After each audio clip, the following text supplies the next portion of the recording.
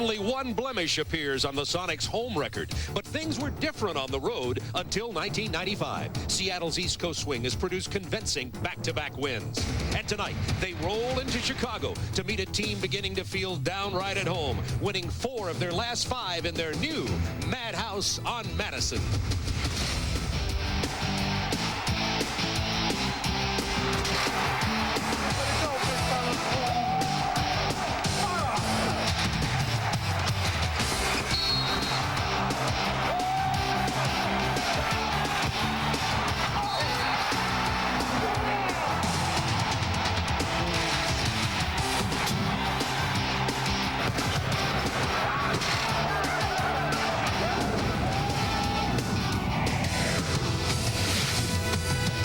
Well, you've heard of no-hitters in baseball. How about a perfect game in basketball? Seattle's Gary Payton, 14 of 14 from the floor, 1 of 1 from the three-point line, 3 of 3 for the free throw line. He had 32 points and leads the Seattle Supersonics, who are on a roll here on the road. So not only has a 6-inch snowfall blown into Chicago, but the Seattle Supersonics have blown in here, winning their last 2 games at Washington and at Cleveland. Now, before Seattle starts feeling too pompous, though, we would remind them that even though this is a new building in Chicago, they are 0 for their last 10 visiting the Windy City. You had to bring up a sore point, right? This is a team that has struggled out of the box. They have not proved that they can win consistently on their own. But remember, a year ago, they won the most games, 26 in the league. Now, I would like to show you 14-1 at home, 6-8 on the road. The point differential is the key. Very comfortable at home, struggling on the road, and then the points per game is the major key. They are not getting out in the open floor with the easy transition baskets. Plus, on the road, the opponents are shooting a higher field goal percentage. Too much talent here, though, Bob, not to really continue at the pace they're at right now. Chicago Bulls had trouble getting out of the gate this year, too. However, they won their last 3 games in a row, their longest win streak of the season. And here's an interesting note. Tony Kukoc starting, and not only starting, but starting at the power forward position. Well, this position has given them a lot of problems through injuries and guys not stepping up. But just look at Tony Kukoc's minutes. Playing small forward, 15 points a game at 27 minutes. They move him to the big forward spot, 22 a game, 37 minutes. But the true test will be, can he rebound at the power forward against the quality playoff teams? Major assignment tonight, Sean Kemp. Well, he'll get better as the season goes on, but then Chicago says he causes a problem in transition and in the offense. Can they defend him? Well, we'll see. It only counts at playoff time, Bob. I like the look of this ball game because you have 2 very interesting teams. Seattle, the rambling, scrambling, wild bunch of George Karl. They like to force the turnovers. And Chicago, a team that would like to hold the score down with their triangle offense. Characterize this game tonight for us. If Seattle had their way, Bob, they want 120 points. They want to force the turnovers, get out in the open floor. Please do not hurt them shooting threes when they trap. Chicago would like to play 90-point ball game, get their main 3 guys, Kukoc, Pippen, and BJ, in the scoring thing. It should be a great one. East versus West, Seattle versus Chicago at the United Center. After we take this brief timeout, we'll be joining Ernie Johnson Jr. in our studios in Atlanta.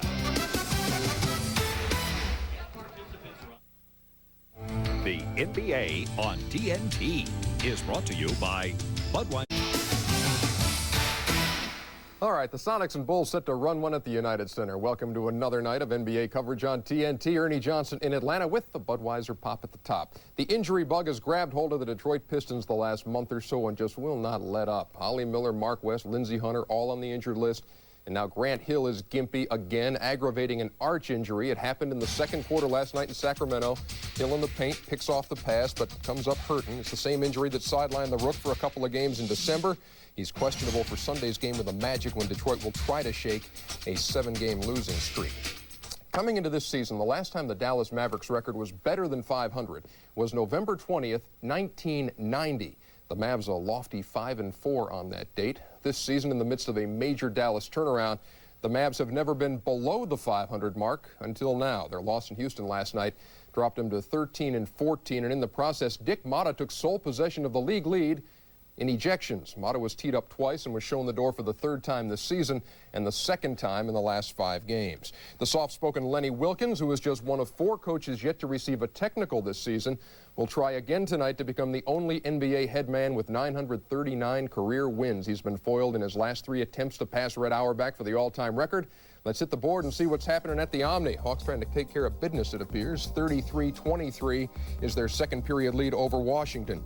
As expected, low-scoring stuff at Gund. New York 20-19 in the second over Cleveland. Orlando has yet to lose at home. They're up on Minnesota 19-12 still in the first. They've gone to the second at Brendan Byrne. Charlotte up 32-19 over New Jersey. And Portland and Boston at the Garden. And it's the Celtics by a deuce going to the second. And that's the Budweiser Pop at the top. The Friday night highlights come your way at halftime, but straight ahead, back to Chicago. The Sonics and the Bulls. We got Peyton, we got Pippen, we got the NBA on TNT.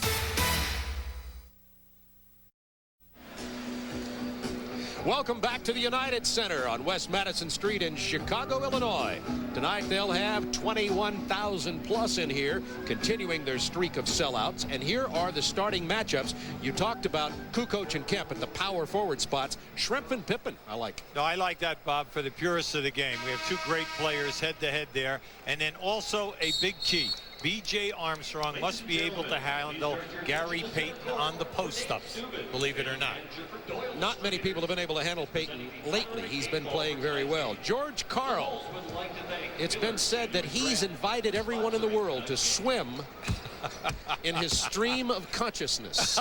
Give you a little idea about George, and you could probably say the same thing for Phil Jackson, who won championships in the NBA and CBA. And of course, George Karl also very successful coaching in the CBA and the NBA. And Bill Cartwright is back home, former Bulls starting center, now playing and starting occasionally for the Seattle Supersonics, and he'll be matched up tonight against Will Perdue. Well, that's a good one. Will Perdue is renting Bill Cartwright's house. Cartwright claims that Perdue is late with his payments. All right. We asked Cartwright how it feels to be back here in the building. He said everything is great, but the game's in the way. I thought that was a pretty good one. Perdue walked over to put his side of the story up and said, he's lucky I'm living in the place. It could be empty. He could be losing money. Our series history here, Bulls lead it by 10 overall. And as I pointed out right at the top, the Sonics last won in Chicago in '83. But this is the first time Seattle has played at the new United Center. Those previous 10 losses all came at Chicago Stadium, which, by the way, is only days away from the wrecking ball across the street. Now, Cartwright has only played in 15 games. What they're doing is spacing everything out, and they fully expect to work him full-time in about the middle of March. Tony Kukoc, he defended by Sean Kemp tonight. There's Perdue. This is this Chicago triangle offense. Nice. Perdue opens with a jam from B.J. Armstrong. If you are going to trap, you must trap the screen and roll with a hard trap, so you cannot make that pass. Gary Payton at the point, Kendall Gill at the 2 guards, Schrempf, Cartwright, and Kemp up front for Seattle. Very talented athletic team. I like this. See, they're going right at Kukoc. They're saying there is no way that you can defend Sean Kemp in the low post. Well, I agree with that, don't you? Oh, absolutely. Let's see if he can stay out of foul trouble. And then the main thing is, can Kemp shoot a high percentage? Let's see if Kemp can defend Kukoc. Cross-court pass, 10 on the shot clock. Pippen defended by Schrempf. This is a good matchup, too. Now down to 5. Harper continues to struggle from outside. He's been a career 19-point-a-game scorer, only scoring 8.8 here in Chicago. This is Gill. Perdue. Look out. Pass almost blocked by Gill, but Harper got it from Perdue and lays it in. Bulls up 4-2. Anytime that you miss in this building, Chicago is looking for the long pass and the leak out. Get going out in transition. Cartwright misses the jump hook over Perdue, and here comes Kukoc on the run. He's the best handling power forward in the league, would you say? Well, that's a very good point, Bob, because right now you can release your guards because he's the best passer out on the floor for the Bulls. Armstrong from Perdue. This is the 3. Kukoc misses the rebound. Payton out to Schrempf for the jam. Nice pass from Gary Payton. Chicago's key tonight must be transition defense. You've got to cut down your turnovers, and if you do turn it over or shoot and miss, defensive transition is top priority. Pippen isolated against Detlef Schrempf. Schrempf at 6'10", Pippen 6'7". Schrempf will be tough for Pippen to beat off the dribble. Kukoc drains the three from the corner. You know, he was uncomfortable at 23-9. When they moved the three-point line in, it helped him some. Don't you agree? Well, he's shooting 37%, Bob, and the fact is he's taken 88. He's 33 for 88. Very comfortable with the long shot. Kendall Gill missing again. Kemp, big board. Can't get it to fall. Pippen with the rebound. Scottie Pippen leads the Bulls in almost every category. Scoring, rebounds, assists, steals, block shots, etc. Now he'll go to the free throw line. That was an excellent call. Kemp is looking, and he's staring the refs down right now, Grillo. Except for one thing. He hipped him and knocked him right off course. No doubt about the call. Kemp's been frustrated of late. He has not been putting up the numbers, even though the Sonics are winning of late. We talk about Pippen. How many categories? There's 9 there that he's leading in, and there's even more than that. And there's only been one player for an entire season in NBA history lead a team in 5 major categories. That was Dave Cowens. And that happened in the 70s, in the mid-70s. But I like Pippen's statement. A couple of years ago when they asked him, you know, what do you really want to be in basketball? He said, I would like to try to be like Oscar Robertson. I thought he picked a pretty good guy to try to imitate. And similar. Yes, indeed. But the big O, naturally. Primetime score, one of the greatest ever. Cartwright from the corner with 3 on the shot clock. That's about 3 feet outside of Bill's normal range. Now you can see Kemp must come out and honor Kukoc. So that will take him away from the offensive board. I mean, the defensive board. Harper driving and is fouled by Payton. Well, there's no question about the fact that Ron Harper has really struggled here. The Bulls paid him roughly $4 million a year on a 5-year contract, guaranteed. He was a 19-point-a-game scorer career. He's only 8.8 here. Well, he's only getting 23 minutes a game, and it comes down to the fact that he's not shooting well in any of the categories: field goal, 3-point, or foul line. 2 threes in a row for Kukoc. He took it from the right corner, goes over to the left, and the Bulls are up 10-6. Now, during our stand-up, did we bring out the point that, you know, he'll have a problem defending, but then also he might cause a problem at the other end? I recall you mentioning something about that, and that is a problem. Kemp has to defend him way out there. Gill defended by Harper. Gill struggling from the perimeter. It'll be Chicago ball. 8:07 to go, first quarter. Bob Neal, Hubie Brown with you from United Center. Kendall Gill 0 for 3 to start this game. Well, anytime that you play the Chicago Bulls, they are an excellent defensive team. They're 4th in the league in lowest points, only 97 against. Now, they force you to stay outside, so you must stay within your continuity and get to the basket. Here's that Bulls triangle. Kukoc on the drive. Kukoc is 6'11". He has 8 points. Kemp having real trouble defending him early. And right now he's showing no favoritism on any part of the floor. Purdue kept it alive and grabbed the rebound. He's been playing very well. That's since he started 25 games at center. Off the break, Pippen with a lay-in. Seattle has an Achilles heel, and that is transition defense. They're great exploding out, but they do fall asleep and do not pay the price going back. Another turnover, Chicago ball. The Bulls on a 7-0 run. Speaking of Chicago and the center situation, Luke Longley has been activated. He had that stress fracture of his left leg, and he'll be playing some minutes at center. He has missed 27 of the 29 previous games. Right now, Chicago in the methodical triangle offense. 14 feet, Pippen. Rebound, Bill Cartwright. Right now, Seattle, very methodical. No zip. They just do not have that quickness from the defensive end of the floor. Which is their game. That's right. Second consecutive turnover. That's 2 Seattle turnovers in about 10 seconds. Watch out that Kemp does not get a technical foul. For a 3-day birthday week. Our relationship with our friends. Yeah. That's a point in time where we really need to try and find somebody to talk to and not just let it stay bottled up inside. Thursday night gets bigger when the boys from Miami try to turn up the heat in Mr. Robinson's neighborhood. The Heat take on the Spurs Thursday night at 8 Eastern on TBS. Thursday night just got bigger. 14 14-6, the Bulls on a 7-0 run.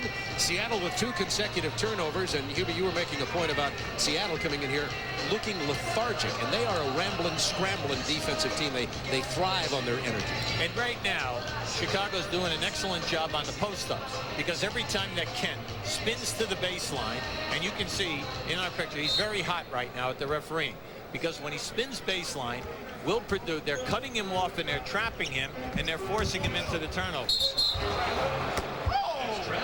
That's the Bulls' first turnover, traveling call, and Seattle coming back with it. Now that's a new set, a new for Ron Harper, to come down and play 2-man basketball on the wing and get him in an isolation where he can pick up steam. Kemp looking for Shrimp against Pippen. Interior defense, Gill on the fadeaway. Tough shot off the glass for Kendall Gill, his first hoop of the night. Well, he's in his hometown area. Played his college basketball at Illinois. One of a group of great NBA pros from Chicago's west side. Pippen, the 14-foot turnover. That was beautiful because he moved and backed Shrimp away. Lob into Kemp. Kemp with 4 points now. Well, they know that they must get him in the game and keep him going so that he'll continue to work. Pippen answers very quickly. That's a 2. He stepped on the line. Scotty with 6 points. Kukoc with 8. That's 14 of the Chicago 18. The third Seattle turnover, Chicago ball. Now, everyone will say, you know, Payton made a bad pass. He did not make a bad pass. Billy Cartwright was running down the floor, not looking for the ball, was open, and had his hands down. That was Cartwright's error. Unfortunately, it'll be in the turnover book. Payton. Illegal defense called against Seattle Supersonics. First violation will be a warning inbound on the sideline. By the way, Hubie, George Karl said he will probably go with a small lineup more than normal tonight. They may look more active and have a little more energy when that happens. Well, that's his favorite lineup, when they bring Perkins in and they'll play Kemp at the center position. Kukoc drained 2 threes already. Baseline drive, tried to feed Harper, punched away by Gary Payton, who looks like he hurt his right rib cage. Payton, speaking of. Well, he has a bad back, Bob. Yeah, he's been playing with a stiff back. Now, that was a very nice move by Gill. You know, tremendous athlete, 6'5", can really take it to the basket, plays the backboard extremely well from the side. Well, reset the clock. That was a kicking violation. You see that Gary Payton is grimacing there with his stiff back. Nate McMillan off the bench, and he's going to get Detlef Shrimp. McMillan's been playing very well of late also. He's playing with a sore left foot, bone spur surgery. Oh, nice. In the offseason, Payton with the steal and the jam. Oh, you must get up and understand that when Payton's out on the floor, he's 6th in the league in steals. He's always right up at the top in the top 10. Now, one thing is, he is first team all defensive guard. He had an outstanding 94. 18-14 Bulls. Now see Scotty, that's pretty good. He's got the big man on him. Payton with the rebound. That's his 3rd rebound tonight. Millen, nice pass into Cartwright. The foul and the hoop. If Billy Cartwright will just be conscious, look for the passes, he's wide open. But remember what we said at the top. He's only played in 15 games this year, and he has only attempted 2 shot attempts. And when you think about that a second, he's only played 15 minutes a game. What they're trying to do is save him for the final push in March and then at playoff time. Something similar to what the Bulls did over the past 3 years. Ron Harper just had a technical foul called on him. He was called for the original foul, his first of the game. Then he got the technical. So you saw the technical free throw, and we talk about his disappearing act. This is what's been happening with Ron Harper. He has not been comfortable in this triangle offense since he got here, among other things. Well, first of all, the triangle, Bob, it eliminates you going one-on-one and breaking patterns. It's not a transition game. It's a definite structure, and it takes many players a long period of time to feel comfortable and find their spots. From the corner, Armstrong missing, Pippen rebounding, and he's fouled. Now that's B.J. Armstrong's first shot in this ball game. Remember, he told you now, the big 3 must be Kukoc, Armstrong, and Pippen from a scoring standpoint when they play the powerhouse teams, the playoff teams. Cartwright gets a rest, and Sam Perkins comes in at center. Sam starts most of the games at center for this club. Sometimes he'll move out of center defensively. Pippen with the hook. Scottie Pippen said, hey, wait a second. You guys are famous for your double teams. Where was the double team? I'm almost give you a little skyhook. He almost fell down. Looking for the pressure. 2017 Bulls, 3:54 to go, first quarter. This is what we brought out earlier. Payton posting up. There you go. Kemp. 6 points for Sean. Kukoc's big job is to keep Sean Kemp off the offensive board. Now that sounds easy to do, but there is a strength and a quickness factor there. Seattle on an 11-4 run. That does not fall. Payton on the run now, and Seattle can gain the lead on this possession. Oh my, yes. One thing you know, the scouting report says you must stop the dribbler. Gary Payton will take it all the way. Gary Payton is 10th in the Western All-Star voting at guard, but he's one of the top 2 or 3 playing, in my opinion, this year. Well, he'll be picked by the coaches. He's having an outstanding year. You think of Gary Payton last season, first team all defense. He made the All-Star team, and then he was also All-NBA. See, this is what you must do. He's very good at a hesitation move or a stuttered dribble around the foul line. Your primary job as a defender in transition is to make him level off and pass the basketball. 21-20 Sonics. Pippen in the paint. 3 turns before he drains it. Scottie Pippen has 10 points. Well, he's feeling I can shoot over the top of McMillan at ease, and you got to like the Bulls because they're running him into the post up out of the triangle. Sam Perkins' turnaround jumper over Purdue falls, and Sonics take that seesaw lead back to 1 point. Sam Perkins been very productive. Kukoc's threaded the pass right through the arms of the defender. Well, Gary Payton fell asleep and allowed BJ to continue to go, and that was a nice pass. Perkins, 2 turnaround jumpers from about 10 feet, and he has 2 quick baskets. Did we say that we have good defensive teams here? Yes, I thought you said that. No, you said it. Kukoc, he has 10. This is like the shootout at OK Corral. Looks right? like the All-Star game. Oh, my gosh. Inside to Perkins. And Kemp will have that waved off. Now, basket interference. I'll tell you what, I'd argue that. See, and George Karl, from my angle and his angle, all right, that ball was coming off. And when that ball is coming off, the rule is it must have an opportunity of going in. Now, keep an eye on it as it's going. See, there's no touch. You can see it's going off right there. Right. So, I feel George Karl was right. See, that ball was ready to fall right off the rim. Adventurous nature lover seeks outdoor type for getaway weekends. Must like camping and hiking, interest in kayaking, a plus. Ownership of Jeep Cherokee, a definite plus. Social climbing highbrows need not apply. P.S. Please send picture of Jeep Cherokee.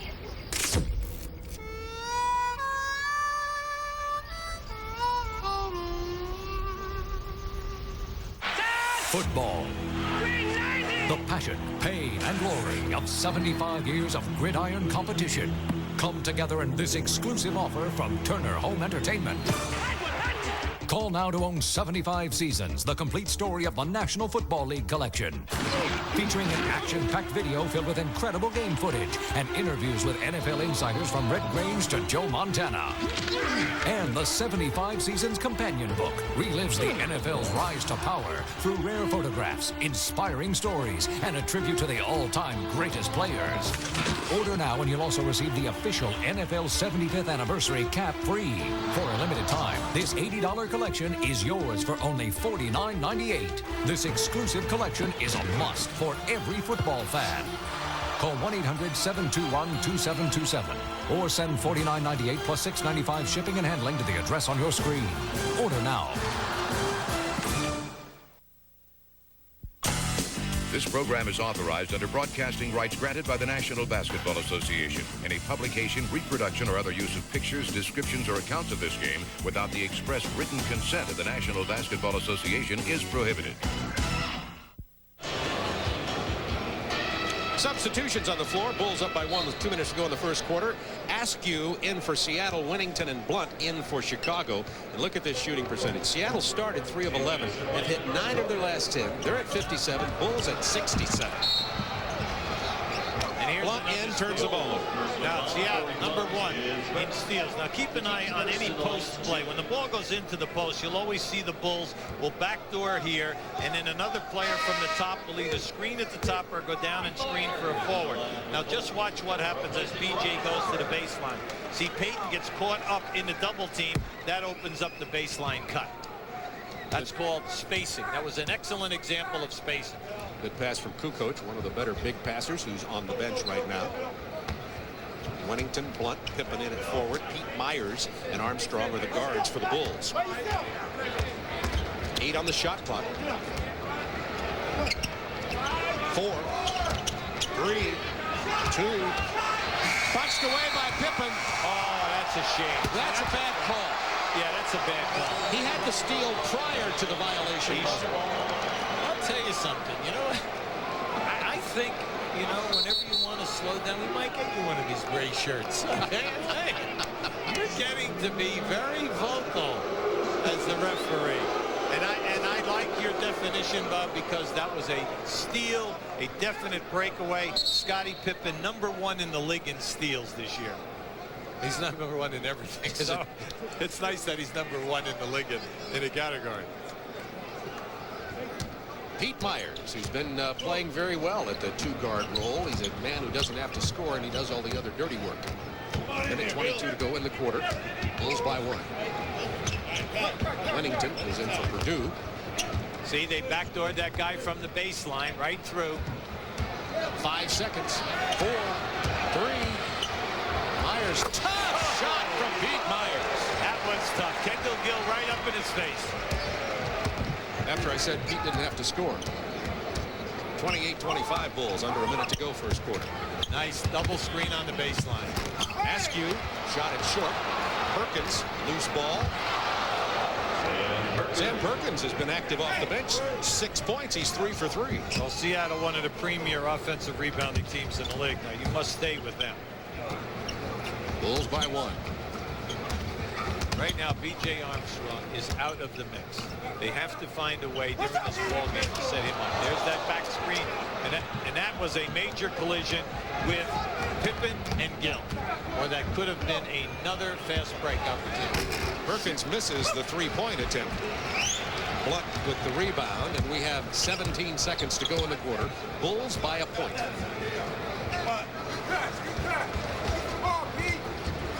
Corey Blunt out of Cincinnati. Last year's #1 Bulls draft choice. Pippen's fadeaway. He's doing everything. He even sells popcorn here at halftime. He's doing a terrific job on the fadeaway shot, but he's exhausting all of his moves before he takes that shot, because he realizes that when you shoot the fall away, you cannot get to the offensive boards. 12 points. He's 6 of 8 and leads the Bulls in 5 categories statistically.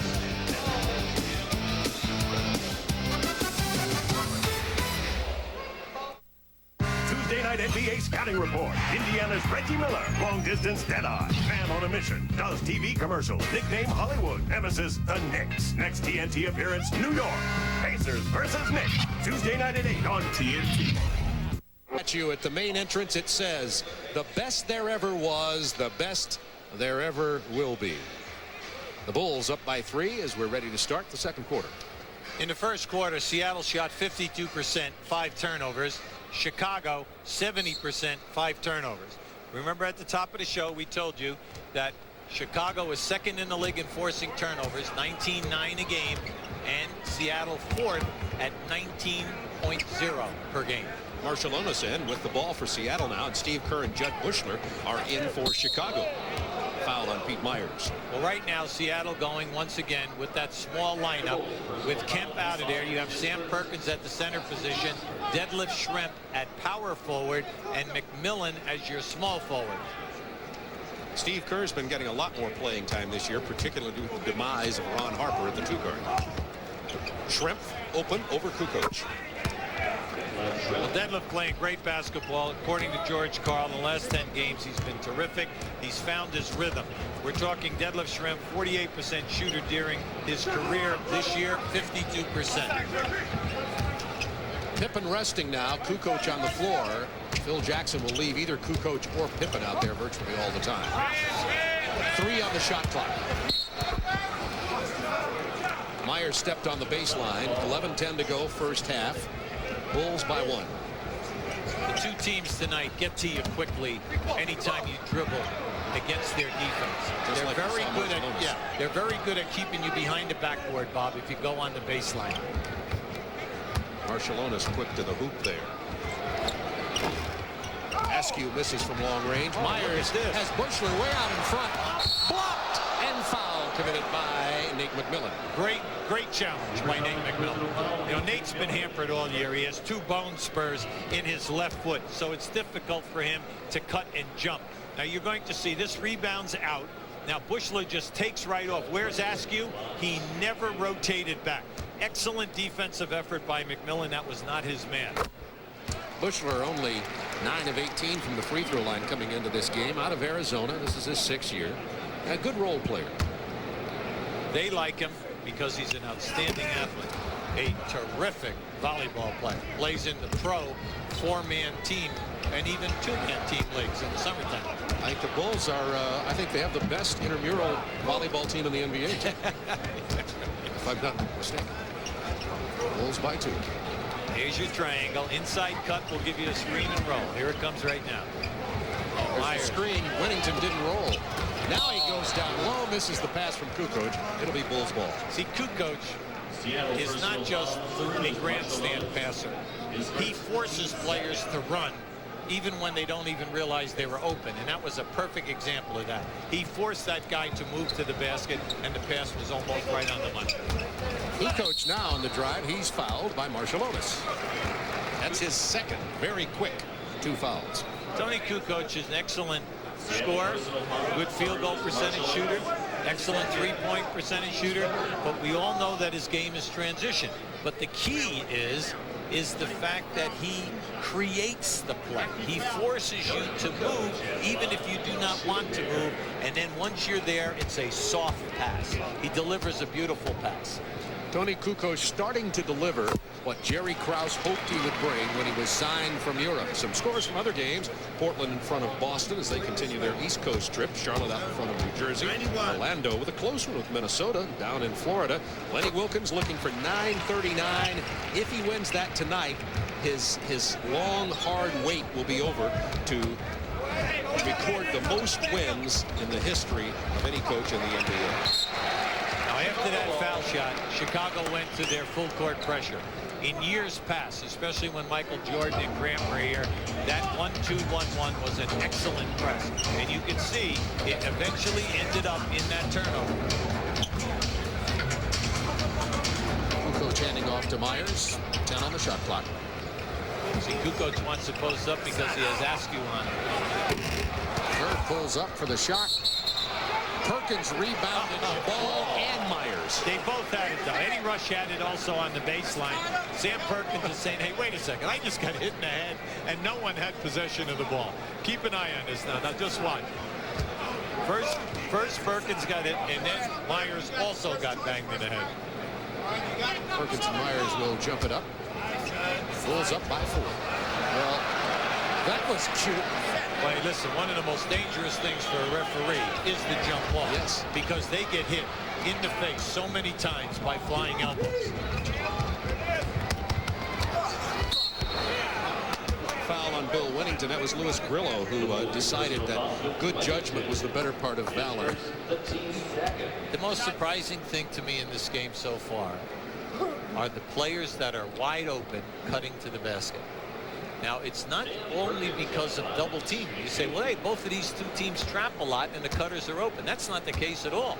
Guys are losing their men from the foul line down. Hand checking anything to do with it? Stop with the hand checking, will you? I waited as long as I could. Rod Thorne will start evaluating our telecasts, okay? Just wanted to see if he was watching. You just saw a rare occasion. Sam Perkins, an 84% foul shooter during his career, missing 2. Wennington had Kukoc open on the wing, couldn't get him the ball, tried to get it to Myers, it was punched away. Bulls continue to lead by 4. Now this you like. See, that's taking advantage of a mismatch. Shrimp missed, Perkins follows. Well, Detlef called for the ball. He had Wennington on him. He knew he was going to take him off the dribble. When you get the double team, go to the front of the rim. And that's exactly what Perkins did. He got the miss, put it right back in. Inside to Kukoc from Pete Myers. Kukoc with 14 points. He leads all scorers. Nate McMillan matched up against Steve Kerr. Here's your double team on the baseline. Illegal defense is the call. Anytime that Seattle goes to the baseline, whether out of a post-up position or off the dribble, Chicago rotating beautifully down there and getting the trap. At the conclusion of tonight's game, we'll be selecting the Budweiser player of the game. Payton inbounds to Perkins. Bulls by 4, 8:44 to go in the first half from the United Center in Chicago. Oh, nice fake. Nice fake. Good ball movement. Everybody on this offense has touched this ball before Perkins drains the 3, and off the bench, Sam has 11 points. Now, Sam Perkins is 48 for 119. He's shooting right at 40%.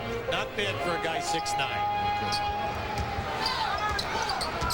Kerr with the ball, shooting 500 from three-point land, but he'll have to get it over Payton. Well, Payton is difficult to beat off the dribble for any point guard in the slip. Myers pull-up jumper. That's a tough shot. Rebound, Kukoc. Remember, he's 6'11". Oh, kicks it to Wennington. Has a good shot from that. Billy loves that baseline. Bob, that was a good call. Because he loved, and that's a difficult shot. Halfway out between the basket and the corner. Payton on the drive, kicks to Shrimp. Marciulionis very quick to the basket. Just lightning quick. The last couple of weeks, he's been playing very good basketball. Well, it's nice to see him healthy. I think he's over that thigh injury that he had. George Karl said he's stepping out now with a lot of quickness, and that's what they've been looking for. Inside to Wennington, 8 on the shot clock. Nice pass to Kukoc.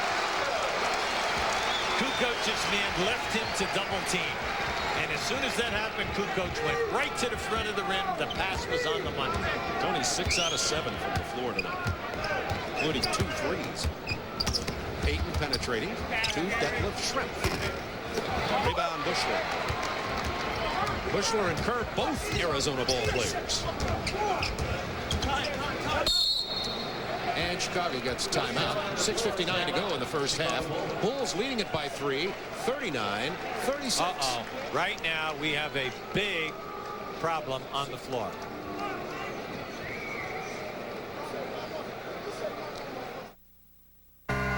Pacers versus Knicks. Tuesday night at 8 on TNT. In Floyd's Knobs, Indiana, people drive from miles around just to see Don Ballard. Because when it comes to car repair, well, there's not much he can't fix. You see, Don's the type of guy who believes that doing a job right and saving money go hand in hand. So he begins each job with a trip to AutoZone. Sure, it's a 20-mile drive. There are other parts stores along the way. But for Don, when it comes to getting the right part for the right price, there's just no place better than AutoZone. 39-36, Bulls are leading here. As we went away to that timeout, Detlef Shrimp and Gary Payton were exchanging words. Watch it here, Hubie. It started at the other end of the floor when Shrimp missed the jump shot off the pass from Payton. Now watch what happens. The whistle is blown, and they continue to get at one another. Players had separated them as they walked to the opposite end of the floor to go into their huddle. Well, they must have ironed it out. Both are still on the floor. We'll find out in a moment. 15 on the shot clock for the Bulls, up by 3. Chicago's timeout.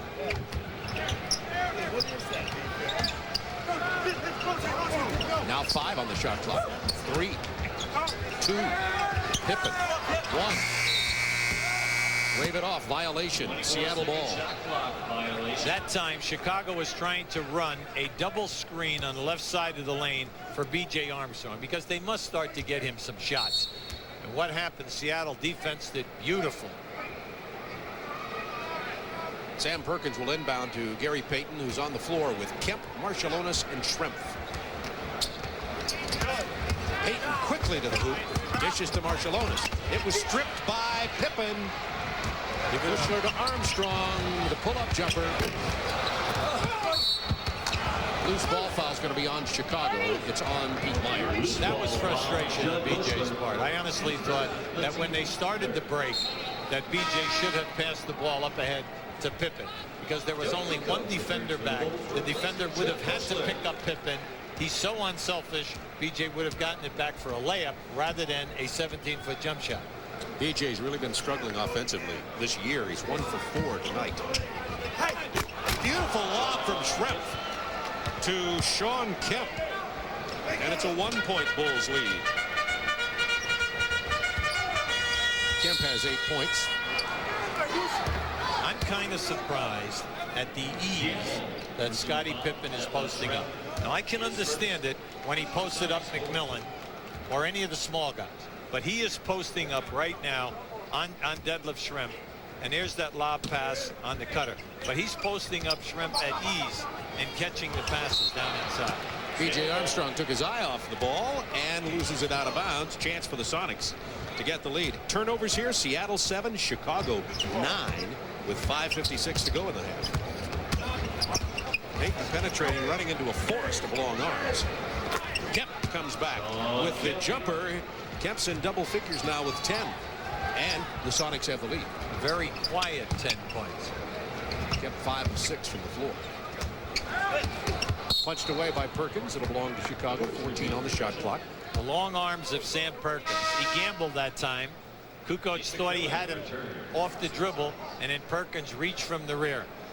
Perkins is going to sit down. McMillan is in. So now it's McMillan and Payton with Kemp, Schrempf, and Marciulionis. So we have 3 guards and 2 forwards in effect on the floor for Seattle. Ron Harper comes in for Myers for Chicago. Well, George Karl said, this is how I love to play. I love to play with the small unit. Kemp moves to center in this position. 7 on the shot clock for the Bulls. I can't believe that they went away from Pippen that time. 3. Kukoc gets hammered inside. No whistle. Here comes Seattle. Marciulionis fouled hard. He'll go to the line. Armstrong grabbed it. Well, Rooney, as he is called, his nickname, loves to take it strong to the basket. Marciulionis is very tough on the Joe. Right there's a nice block that time from Schrempf. I honestly thought that he got Kukoc in the lower back. Going at the other end of the floor, anytime that you give Marciulionis the ball, when he is healthy, he takes it strong to the rim, as well as any guard in this league.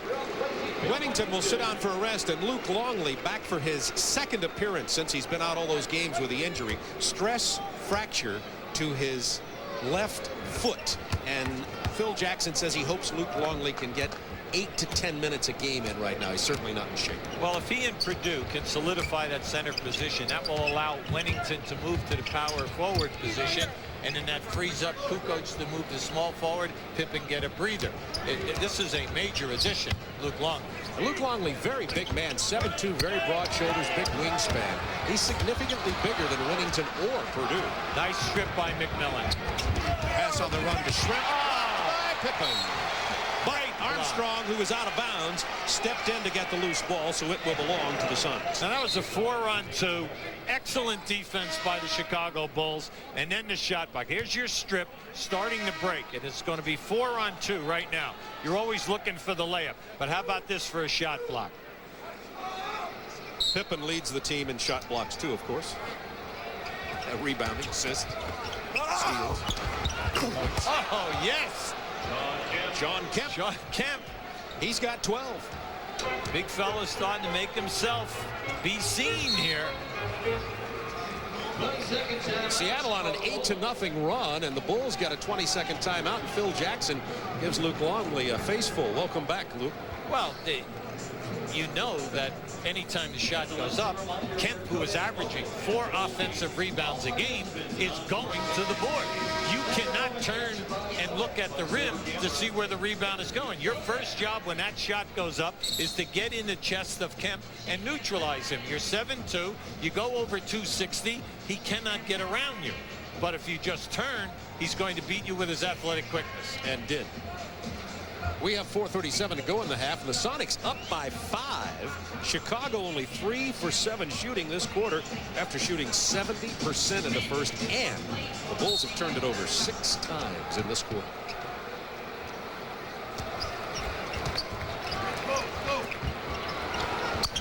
Longley spins to the hoop. Gets the basket. He can ball handling for a man 7-2. Oh, he has nice moves down inside, Bob. He can score. The thing about it is he is big and wide. You see him standing beside Wennington and Purdue. Luke Longley's shoulders are significantly broader than those two 7-footers. Now, that was a beautiful move, and how about he comes back the other way? The old story, if you make a strong move and a guy takes it away from you, what else do you have in your game? And you could see a nice drop step pivot move. Armstrong picked up the personal foul. He'll sit down. He has 2 now. And Steve Kerr is in for Chicago, as the Bulls have been heavy on the bench here. Now they have Kerr and Harper at the guards, Kukoc, Longley, and Pippen up front. Sonics by 5. 4:11 to go in the half. If you notice so far in this game, very little trapping out at half court by Seattle. Everything they're doing tonight is below the foul line. Kerr missed the 3. Longley runs down the loose ball. Nice. Passes to Luke, to Tony Kukoc. See, you love that in a center. If he dribbles the basketball and he's trapped, can he pass? That was a very nice look. Kukoc looking for a career night here. He has 18 points with 3:40 to go in the half. Kemp inside and draws the foul. Spins quickly around Longley. No need to foul him. If you've been noticing in this game so far, on the left side of the lane, anytime that Kemp catches the basketball, he spins behind the backboard. Well, if you keep him behind the board like they did in the first quarter, then he cannot get the offensive shot. Don't foul him because he's behind the board. Kemp 6 of 7 from the floor, has 13 points. See, they have him back there right now. As a matter of fact, he might have stepped out of bounds. Yeah. He might have stepped on a line that time. 48-43 Sonics. See, Pippen has been very quiet, very few high percentage opportunities this quarter. Harper. Kukoc with 10. There's your clear out. Fadeaway jumper on the baseline. When they hit him on the right side, Bob, and they cut through, you can see it just opens everything up for him. Kukoc now with 20 points in the half. His high is 28. Having a career night scoring. McMillan hits the 3 for the Sonics. Sonics up by 6 now with 2:56 to go in the half. The Sonics have 5 guys shooting over 36% in threes. They attempt 15 a game, so it is a big part of their arsenal. Kukoc for the 3. He's 2 for 4 now. Loose ball foul is going to be on Chicago. That was a good call. That was a very good call. Pippen was right in the lower back of Nate McMillan and pushed him underneath the board. That's Pippen's first person. We'd like to show you, see, there's the baseline cutter. Now watch as that opens up the 1-and-1, and that is Kukoc's favorite shot, the fadeaway. 6'11", long arms. The NBA on TNT is brought to you by AutoZone Auto Parts and by AT&T. 2.5 hours. So what do those players do with the rest of their time? Check it out. Hey. Yeah. Oh, yeah. It's little. Get the real deal with Inside Stuff Saturday morning. NBA Inside Stuff. Get with the program. 2 minutes 43 seconds of basketball action from now. Ernie Johnson will be in our Atlanta studios with a Reebok halftime report, and we'll check in on the Wilkins quest for the hour-back record, and also a view of a very good Eastern game there with the Knicks and the Cavs. The bench scoring here is significantly on Seattle's side, but the reason for that, the biggest reason, is Perkins has 11 points for the Sonics. Well, also, Nate McMillan has come in, hit the big three, and you expect that from the Seattle bench because they have 4 guys who average over 20 minutes who get prime time. So when they come in, they're accustomed, and because George made the decision early, let's go small right away, because they were not showing any form of quickness in the first 6 or 8 minutes of that first quarter. That sets up everything for the bench. Seattle on a 17-6 run to take their biggest lead of 53-45. Bulls will inbound with 19 on the shot clock, and that run started when Seattle started going to the small lineup. I'm just surprised that Pippen has been excluded from the offense, because you know that he can post up Nate McMillan. He went right in his face 3 times in that first quarter easily and scored. Once again away from the ball. 5 on the shot clock. 2. Kemp with a rebound. Shrimp sees the opening into Payton. That was a kiss and make up pass. I tell you, you're a hard critic. You really are a hard critic. See, if you're a Seattle fan, you say, boy, what great ball movement, excellent team play, and you're being picky, and giving me this routine. Detlef says to Gary Payton, you make a tough shot. Payton did draw the foul. Well, Payton is having an excellent year. 6th in steals, 17th in scoring at 20 points a game, 18th in assists at 6.5 a game. Minutes tonight, 4 rebounds, 6 assists, and 7 points for Payton. Longley got the rebound and drew the foul. Kemp got it. Anytime that you play the Chicago Bulls, Will Perdue and Luke Longley are excellent on the offensive boards. Will Perdue is right at 3 offensive rebounds a game. Why? Even if you have them blocked out, they're both over 7 foot, especially Perdue with the long arms. They keep their arms up, they catch the ball, and they put the ball right back in. We were talking about Pippen and his absence from the offense. He is 0 for 0 in the second quarter. Pippen has not taken a shot with 2 minutes to go in the half. You see, that's hard to believe when you consider his talent. And you know that he can post up at will on Nate McMillan. He must go into that spot if you are having difficulty finding. Now, right now, you're seeing the trap. It's a 1-2, 1-1.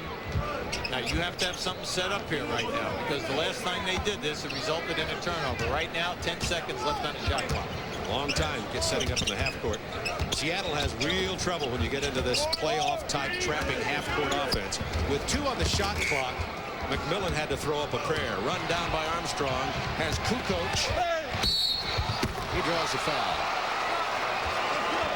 That was a strong move. Tony Kukoc can really run the floor. I remember, Hubie, as you were watching him play for Croatia and in Europe, you told me 2 things to watch for when he got here. He was a great passer, and he was an excellent floor runner for a man who's 6'11", and both of those have proven to be true. And one part of his game, which was not a strong part back then or in his first couple of seasons here, is the post-up game for a guy 6'11". But he had to add some strength. He added, close to 30 pounds here, and now he's much stronger, and he can hold his area a little bit better. That's because they don't have McDonald's in Croatia. There you go. Here's the trap again. Force it into the corner.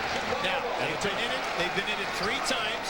They've had 2 turnovers and a bad miss with the shot clock down. So the trap, you've got to stay with it. It's 3 for 3. Chicago made some changes in their lineup against this small lineup, and Seattle had to go big by getting Cartwright back in. Since then, the Bulls have made a run. Kerr, the runner. Cartwright. 1:06 to go first half. Cartwright has 5 boards. In very limited minutes. Kendall Gill for 2. Chicago has been doing a pretty good job, though, in this quarter, getting back. The transition layups have not hurt them. They're getting back and matching up.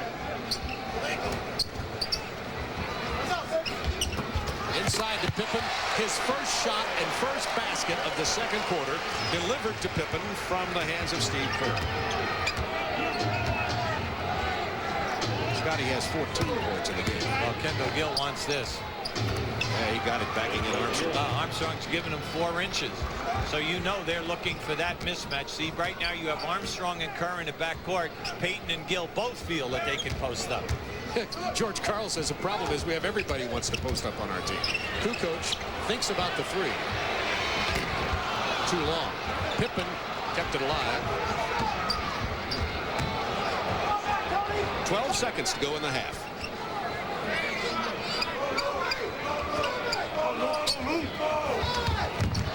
Shrimp falls and calls timeout with 3.2. And looks at Eddie T. Rush. Well, they have a 20-second timeout. It was a good call. Now they'll take the ball underneath the basket, and you still have 3.2 seconds. Talk about Scottie Pippen had not taken one shot at the basket in this second quarter. Steve Kerr finally gets Pippen the ball. And right now, Pippen backdoored his man. Nate McMillan thought that he was going into the post. He went right to the front of the rim. Now this play, you can see Shrimp, he gets his legs tangled up with B.J. Armstrong. Smart call, 20-second timeout. You haven't lost anything, and you still have 3.2 seconds to make something happen. Bulls started out shooting really well in the first quarter at 70%, but in the second only 41%. One reason is that Pippen has not been taking the shots.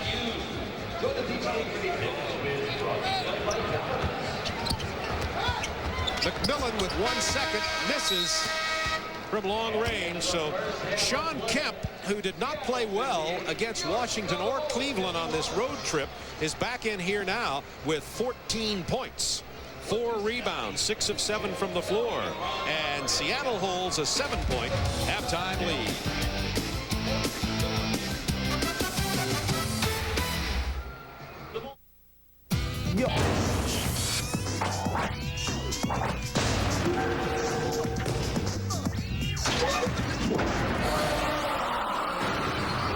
Dare to continue.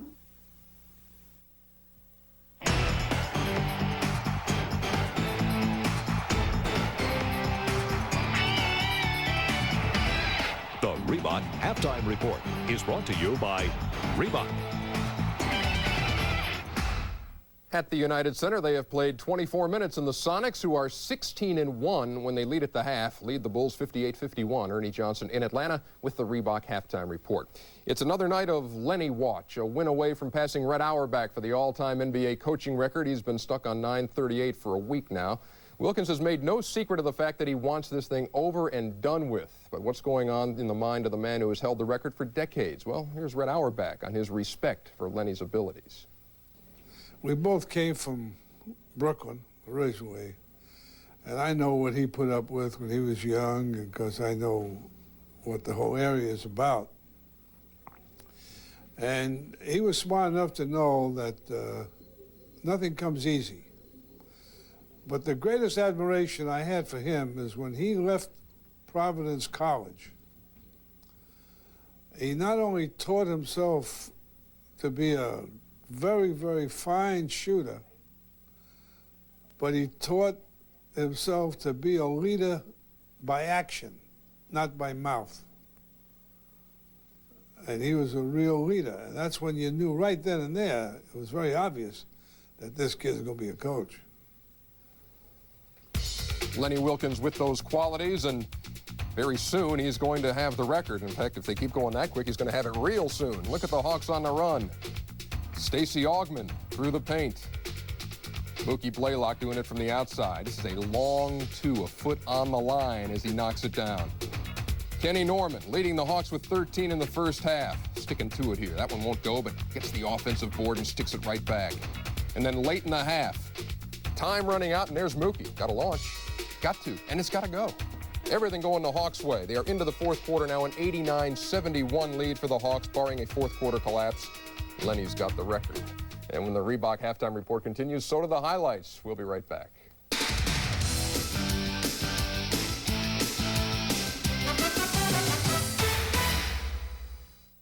Look for your Gold MasterCard application and apply. True Value. Help is just around the corner. At the break at the United Center in Chicago, the Sonics with a 7-point lead as the Reebok Halftime Report rolls on. It's taken a while, But the New York Knicks may be hitting their stride. After enduring a season-high 5-game losing streak, they're riding a season-high 4-game winning streak, and that old New York D has come back around. The Knicks allowing just 86 points a game in their last 4 as they visit Cleveland, the brand-new Gund Arena. There's that commitment to D on the head of Anthony Mason. D's not very good right here, and the offensive board work of Tyrone Hill is exquisite. He's number 4 in the league in boards. Patrick Ewing, how many times have we seen the old hop, skip, and jump across the lane, followed by the bucket? New York with a 3-point lead. Cleveland goes on a 9-0 run. Terrell Brandon to Chris Mills for a couple. If you like that move by Mills, wait till you see the one coming up late in the first half. Mark Price pushes it. And look at this acrobatic move around Anthony Bonner for Chris Mills. They got a great one going at Gund Arena. The Cavs, who just had their 11-game winning streak snapped by the Sonics the other night, leading the Knicks 74-72. Let's go down to Shaq's house, the O-Arena, where Orlando has not lost this year. In fact, they've won 17 straight at home. Nick Anderson with a steal. Look at the dish by Penny. Right back over the head to Shaq, who had 23 in the first half. But the Magic unable to shake Minnesota. They're hanging around. Isaiah Ryder for 3 late in the first quarter. Orlando hustles it down, and Penny answers with a 3 of his own.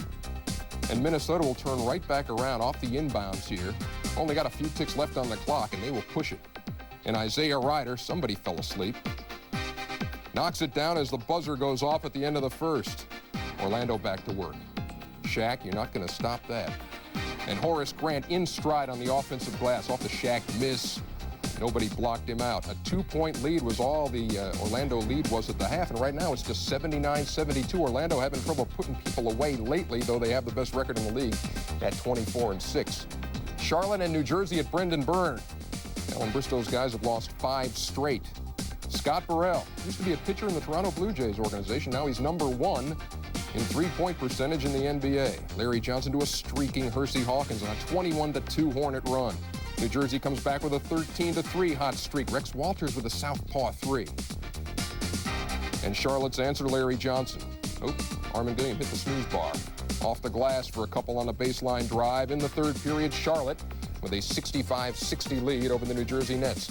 Portland playing at Boston Garden tonight. The Celtics have won the last 3 against the Blazers at the Garden. And in the third, Portland has a 78-67 lead over the Celtics. Indiana and Dallas playing at Reunion, and there's Gar Hurd sitting in for Larry Brown for Indiana, who's got the flu tonight. Inside, that's Derek McKee right around Jamal Mashburn, but Mashburn will come back with a hoop of his own off of the Jason Kidd feed. Mashburn with a roll. They're in the second period. Indiana starting a 5-game road trip, leading Dallas 33-29. Later on tonight, the Milwaukee Bucks taking on the LA Lakers. The Lakers, unbelievable. They have won 15 out of their last 19. We'll be back to wrap up the Reebok halftime report with fun with numbers right after this. 4 games of at least 30 points, and when that happens, both the Sonics and Bulls are 4-0. And there are others for whom 30-plus means a W. The Rockets 8-0 when Hakeem does it. The Magic 7-0 when Penny Hardaway goes for at least 30. The Lakers 5-0 when Cedric Ceballos does. And the Cavs 4-0 when Mark Price goes for 30 or more. Now, in the virtual lock department, Orlando 13-2 when Shaq lights it up. The Blazers 4-1 when Clyde has a big night. And it's an iffy proposition for these 4. When the mailman, Latrell Sprewell, Patrick Ewing, and Clifford Robinson have gone 30-plus, their teams have lost as many as they've won. Now, will Peyton or Pippen keep their perfect marks intact tonight? Will they even get 30? First half, Peyton 7, Pippen 14. The Sonics 58, the Bulls 51. Third period coming right up.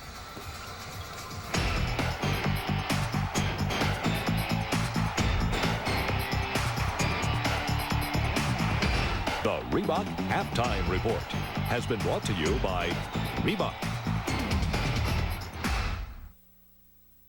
Only those with superhuman ability may enter my court. I got next.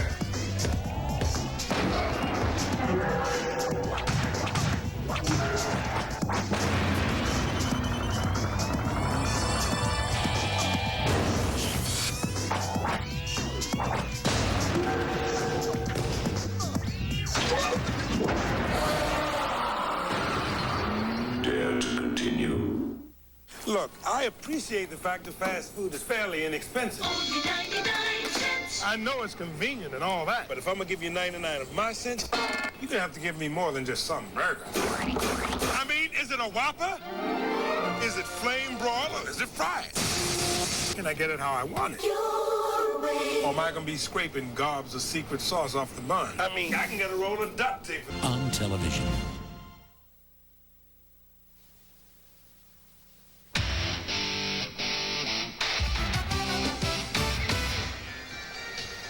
You're looking at a view of the Chicago skyline from Buckingham Fountain in Grant Park. That's not taken tonight, as you can see, because 6 inches of snow has fallen on the ground here in Chicago, and the Seattle Supersonics have fallen on Chicago, and the Bulls have fallen to a 7-point deficit in the first half. Interestingly enough, Kukoc with 22 points, he could be going, his career high is 28. Pippen has 14 points. But nobody else. Well, they are 15 for 21. And you would think that they could get more shots. No one else has scored 5 points. The 4 guards for Chicago are 3 for 13. It's a major problem right now. We'd like to show you some additional stats. The points off the turnovers, the Sonics big, 12-2. The bench points, 20. Sam Perkins with 11 right there, shooting, extremely well. Plus the threes and the old patented fadeaway jump shot anytime that he posts up. Now this, we told you, was the big matchup. Now Kukoc has got 22 points, but he's done it against an awful lot of defenders because Kemp's time was cut down in that first half. He only played 17 minutes. The rebounding is interesting because Kemp should be able to overpower Kukoc. Now we'd like to show you the trap, which has been successful. Anytime that the ball comes back to this man here, and he starts to advance the ball, you are now looking to make a trap at half court.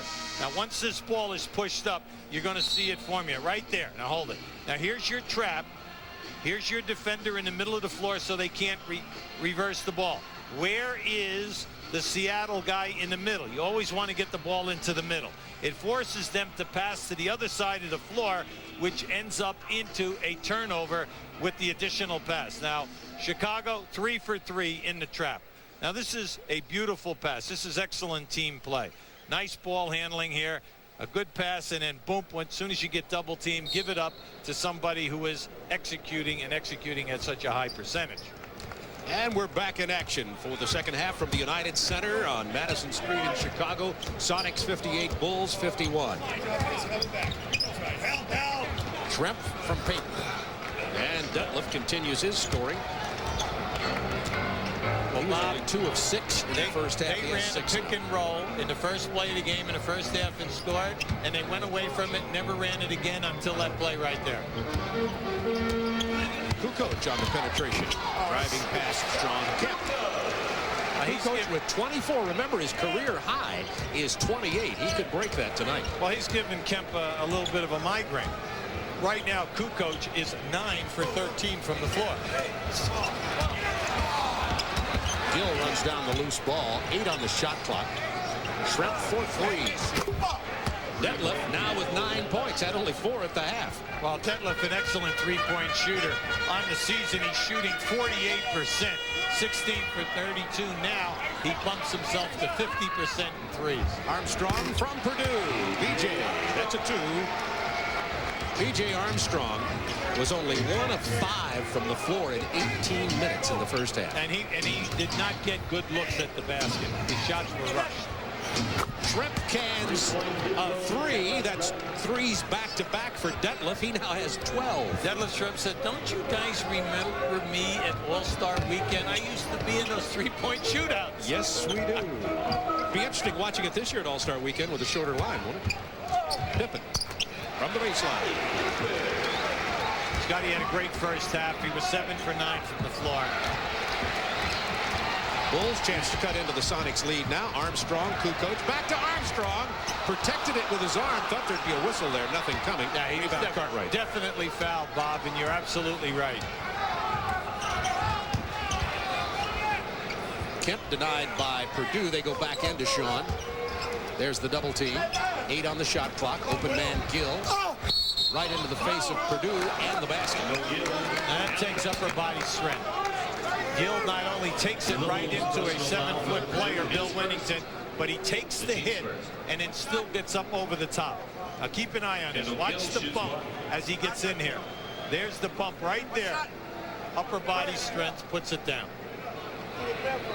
Gill has 10 points, made his last 5 shots, and goes to the free throw line. He's been the subject of some of the news media controversy out in Seattle with his relationship with Coach George Karl. We talked to George today about, he says, inside for the team I feel pretty good, but all the outside distractions are driving me nuts. Good coach, fouled by Cartwright. Tony Kukoc has done it all this evening. He not only has the points, he's shooting a high percentage. He's 2 for 5 in threes. That is his second offensive board. He's neutralized Sean Kemp. Now they're saying it wasn't a shooting foul. Explain that one to me. Nevertheless, Bulls will inbound on the side. Phil Jackson wanted the same explanation, none coming. Pippen gets the pick from Purdue. Purdue clears out. 10 on the shot clock. Good Seattle defense. Scottie Pippen stepped on the out-of-bounds line, and that'll be the Bulls' 11th turnover in this game. Anytime that Chicago comes off of a screen and roll, they switch. The center now rolls to the front of the basket, and he has a guard on him. You've got to get him the basketball. Gill. Nice spin move inside. Acrobatic. Well, he can do that. When he gets the field, you know that he can put up numbers for you. Kukoc gets mismatched on Gill, turns around, misses the short jumper.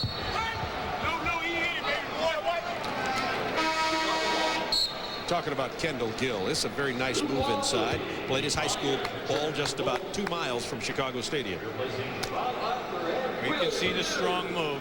You know, he's 6'5". He's got great upper body strength, and he is capable of putting the ball on the floor. 200 pounds. Sonics up 71 to 57. Longley is in quickly at center. Place of Purdue. Hook pass into Armstrong. They got the foul before that play. It's on Gary Payton. That's his second. That's the story of when they're in the triangle and they throw the ball into the post. The baseline guy will clear. He's open tonight. Pippen, tough turnaround jumper. Longley there for the follow. Oh, Cartwright did not put a body on him. See, Longley, we said this, Longley and Purdue, you've got to pay attention to these two guys. On the offensive boards, particularly. Absolutely.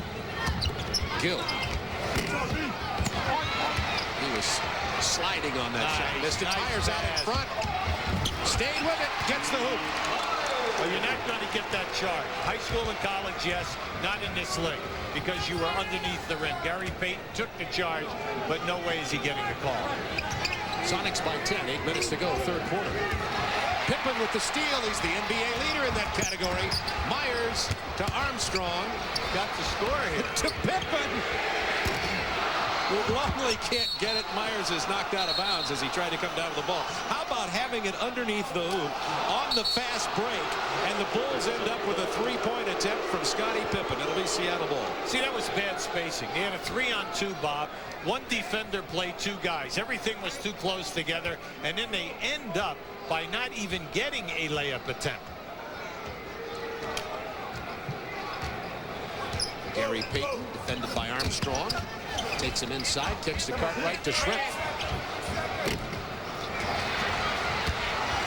Pippen with the rebound. He has 4 in the game. Kukoc, almost traveled. Armstrong draws the double team. Who's open? It was Myers way on the other side. 5 to shoot.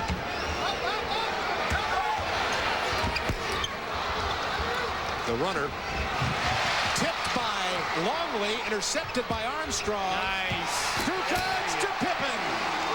Very unselfish. That was beautiful ball movement. And the building has finally come into the game. Not nearly as noisy as the old building across the street, despite having about 3,500 more people in it. Gill just drew the bottom of the rim. Kemp with the reverse lay-in on the rebound. Right underneath the hoop. And Sonics back up by 10. Scottie Pippen blocked that perimeter shot. And that was just sheer brute strength by Kemp.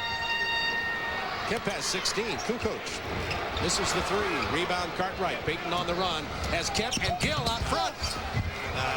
Nice. That's their game. Timeout, Chicago. told us today, we love it to be a 120-point game. If we get the 120, and right now they're up by 12. Now this is just nice ball movement by the Bulls. Unfortunately for the Bulls, they're not getting enough easy, high percentage shots.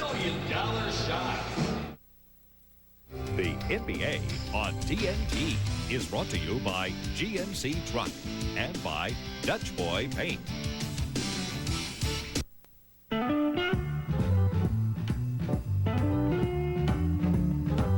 The ball.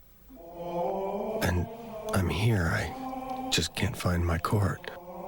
I know it's out there. Somewhere. Sonics up by 12 now with 6:19 to go in the third quarter. NBA on TNT continues on Tuesday night. Indiana takes on the New York Knicks. The Pacers only a game and a half out behind Cleveland in the Central. New York in second place behind Orlando in the Atlantic Division. And, of course, we know them from their very intense playoff series. Well, last year, 7-game series. You know, when you had Rick Smits and then Reggie Miller and company, everyone stepping up. It's an exciting team. They made some excellent offseason acquisitions, and it should be a terrific ball game. Myers penetrates, loses the ball. The turnover goes to Gill. He loses it. Run down by Corey Blunt. Well, Gill dribbled that ball right off of B.J. Armstrong's foot. Chicago must be very careful right now, Bob. This is where it could explode to 20+. So you can see the ball hit right off of the heel of B.J. Armstrong. Payton can get up. Yes, he wins that tip. Gives up about 5 inches on that jump ball to Corey Blunt and still wins the tip. 5:52 to go, third quarter. Kemp trying to post up Blunt. Rolls to the basket. They tried to lob it. Payton did. Bulls down by 12.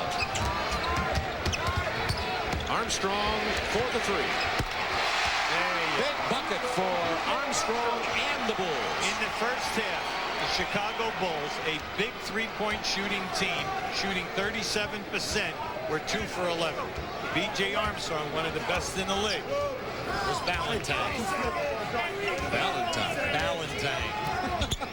The 3 rings. I like that Valentine. That takes me back, Hubie. Way back. You got to be ready when you're with Hubie. Sonics by 9, 5:13 to go in the quarter. McMillan gets into the game for Gill. Billy Cartwright in limited playing time, 10 minutes in the first half and just a brief 5 minutes here, has picked up 9 rebounds. Longley wasn't ready for the pass, got it anyway. Armstrong. This is the jumper. And the foul will be on Corey Blunt.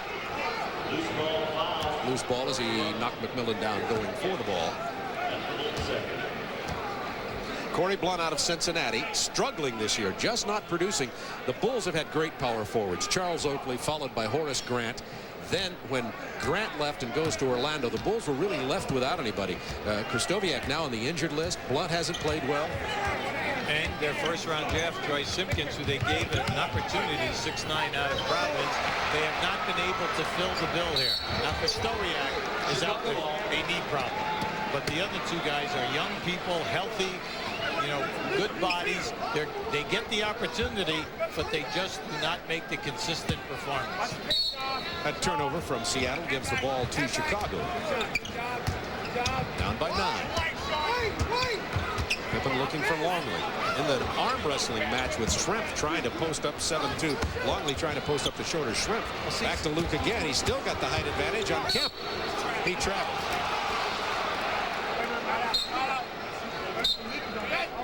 Right now, Seattle doing a terrific job in not allowing you to get the ball down in the post area, especially Shrimp. Now, anytime that you cross big people down inside, Seattle just switches. So you have to understand, do we have an advantage or do we not? I'd say we don't in this case. Right now, they've really done an excellent job in this half in taking Chicago right out of the triangle, meaning very few percentage shots. Tough battle for the rebound goes to Scottie Pippen in the open court. Armstrong inside to Myers. Seattle playing some excellent half-court defense against the Bulls triangle. Yes, they are. There goes your baseline cutter, and then your screened-in lane. See, this guy can't score when he's back to the basket. 3 seconds, 2 seconds. Pippen, side of the basket. That'll be a violation. Side of the backboard. That'll be a shot clock violation. And the Bulls unable to even get off a shot in the 24 seconds. I have a feeling Corey Blunt will sit down here shortly. He's struggling again. He only played 2 minutes in the first half. Well, you have to have a game, Bob. When you get caught out there with the basketball, with the clock going down, what do you have other than a fadeaway jump shot? If the guy jams you, you've got to be able to put the ball down. Offensive rebound to Kemp. Open man Perkins. Wants to drive on Longley, and he calls Longley for the hand check.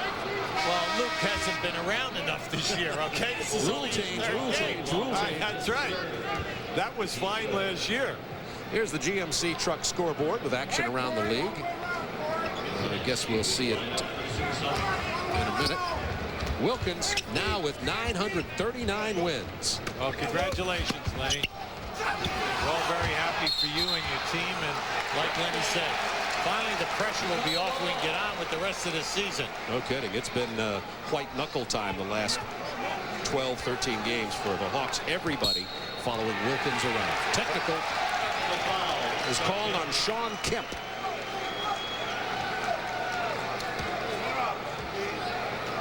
While they're doing this, shooting this technical, here's the rest of the GMC Truck scoreboard. Portland beats Boston, or leading Boston in the fourth. New Jersey and Charlotte in a close one in the Meadowlands. Orlando in front of Minnesota now. That was close until a few minutes ago. New York ahead of Cleveland. We'll have the Knicks and the Pacers on Tuesday night on TNT. And Dallas leading Indiana 57-51. Talk about an improved basketball team, the Dallas Mavericks. Well, not only did they add Jason Kidd, but they also added Roy Tarpley. And now they have primetime rebounding inside with Tarpley, Jones, and Ashburn. So anytime you can rebound in this league, you can play. You're a threat night in and night out. 10 to shoot for the Bulls. Having trouble finding a single shot in their half-court offense. Down to 4 seconds. Loose ball foul. On McMillan. Boy, did that save it. Yeah. Because that ball would have turned over no matter how many ways you slice it. There was a shot clock violation. He definitely hipped them out of there. No doubt about it. Now another technical. This one on McMillan. Those are 2 quick technicals here called by the officiating crew against the Supersonics. They're leading this game by 8 points, but they're in a bad mood. Now, this is my 3rd game that I've seen Seattle this season. 1 at home and 2 on the road. This is the poorest that they've played, and they're out in front here now, and they really have not been in sync all night long. Now, you can see that was a definite foul. It happened right in front of Eddie Russ, so you know he's going to make the call. He asked him. B.J. Armstrong has just made his 15th straight foul shot. Yeah, he's shooting at, what, 863 coming into this game. One of the better free throw shooters in the NBA. 75-68 Sonics up, and Seattle calls timeout. In the heat of the night's new home is TNT. In Atlanta, we'll send you back to Chicago in just a second. For Lenny Wilkins, the quest has finally ended. Tonight, he has passed Red Auerbach for the all-time NBA coaching record. His longtime assistant Dick Helm presenting Lenny in the closing seconds of the game with the guy still on the court, the legendary victory cigar made famous by Red Auerbach. And there's Ken Norman, who led the Hawks with 23 tonight, giving the coach a hoist, 939 career victories. And he does it in front of the home folks at the Omni tonight. The Hawks winners over the Washington Bullets as the bombs were bursting in air at the Omni. 112-90, the Hawks over the Bullets. The chase is over for Lenny. Back to the United Center. Well, we've already congratulated Lenny here from Chicago. The Bulls on a 7-0 run. Down only 5 points now as Seattle gets it into Sean Kemp. Chicago, while we were away, came with a half-court trap after a score. Now, Scottie Pippen was involved in a collision out of the trap. And I think he's, I don't think he's hurt, you know, of any major consequence, but I do believe he's smarting in that left leg. That was the 4th foul on McMillan, by the way. You can see he's walking right out in front of our table right now, and you know, he was walking gingerly. You can see there was a major collision right here at half court. Pete Myers to the free throw line for Chicago. Here's a look at that collision with. We'd like to show you this collision. Now, they had a nice trap here with Blount and Pippen, and Pippen goes down, and as it looked like it was almost a knee-to-knee with Nate McMillan. Pete Myers had a wonderful season last year. Started almost every game for the Bulls, made a heavy contribution. This year his time is down, so naturally he's shooting, you know, he's struggling. He's only shooting 34% from the field, 74 from the line. But right now they're coming at you right now with some athletes. Askew into the ball game with the ball. There's your steal. Bad pass to Payton, intercepted by Armstrong. Bulls down by 5. Pippen misses the 3. I like what the coaching staff is doing here right now. They're not going to sit back. They're going to come out here right now and gamble and try to make things happen. This has been a big game of turnovers. Payton against Blunt. Blunt won't be able to defend it out here. Oh! Bad shot by Payton. Whittington rebound. Nowhere to go. 5-point Sonics lead. Shrimp will be back in the game momentarily for Seattle. Blunt now posted against McMillan.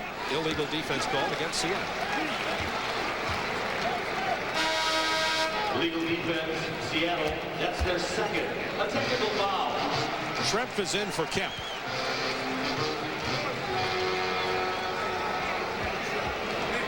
What has helped this run, the 7-0 run by Chicago? Seattle almost is at 4 minutes without a field goal. Sean Kemp. Tony Kukoc for the Chicago Bulls. Down to a 4-point game, and Kukoc is back in, and Blunt will sit down. Blunt did a very nice job there for about 3 minutes defensively, making things happen. And while we were away, he did score a field goal. But he's quick at 6'9", and he did a nice job on the traps. Pippen. Oh, Askew at another illegal defense is the call. It's on Deadlift Shrimp. Yep. Deadlift Shrimp was caught in the lane. You cannot be below the foul line if your man is above the circle. If the ball goes into the post, you must double team. If you'll show us that, Hubie, it'll make a little bit more sense. Steve Kerr put it very well by the Bulls. He said this is very, very difficult for instinctive basketball players. Now you're going to see it once the ball goes in the post, so you cannot be standing in the lane. Now Shrimp's man, they called it on him, but also you had Perkins down inside, who was also in the lane. Under a minute to go, third quarter. Myers in the paint. Little jump hook. Didn't fall. Perkins rebound. Bulls have had an opportunity to take the lead here. Seattle hasn't scored in about 3 days. Tipped off Chicago. Seattle ball, 14 on the shot clock. Whenever Seattle cannot force you into turnovers where they get 2-on-1, 3-on-1 fast breaks, well, they do play in peaks and valleys. Perkins misses the 3. Bushler thought it was going to go out of bounds. It did. It'll belong to Chicago. Nate McMillan. That was an excellent save by Nate. He's a guy that never gives up on any loose ball. Steve Kerr back into the lineup for the Bulls as Whittington will sit down, and the Bulls will play small here the last 26.2 seconds of the third quarter. Gary Payton has been very quiet this evening. He has not been involved in the offense, but then again, George Karl said we do run very few plays for Gary Payton. Armstrong hard to the hoop. They needed that. 7 seconds in the half. Shrimp inside to Payton. Shrimp got fouled, no whistle, but puts it off the glass and in. Well, if you make a long pass here right now, technical foul on Phil Jackson. With 0.4 of a second to go in the third quarter. Both these teams testing. That's the third technical called in this game. Shrimp will go to the line, 85% foul shooter.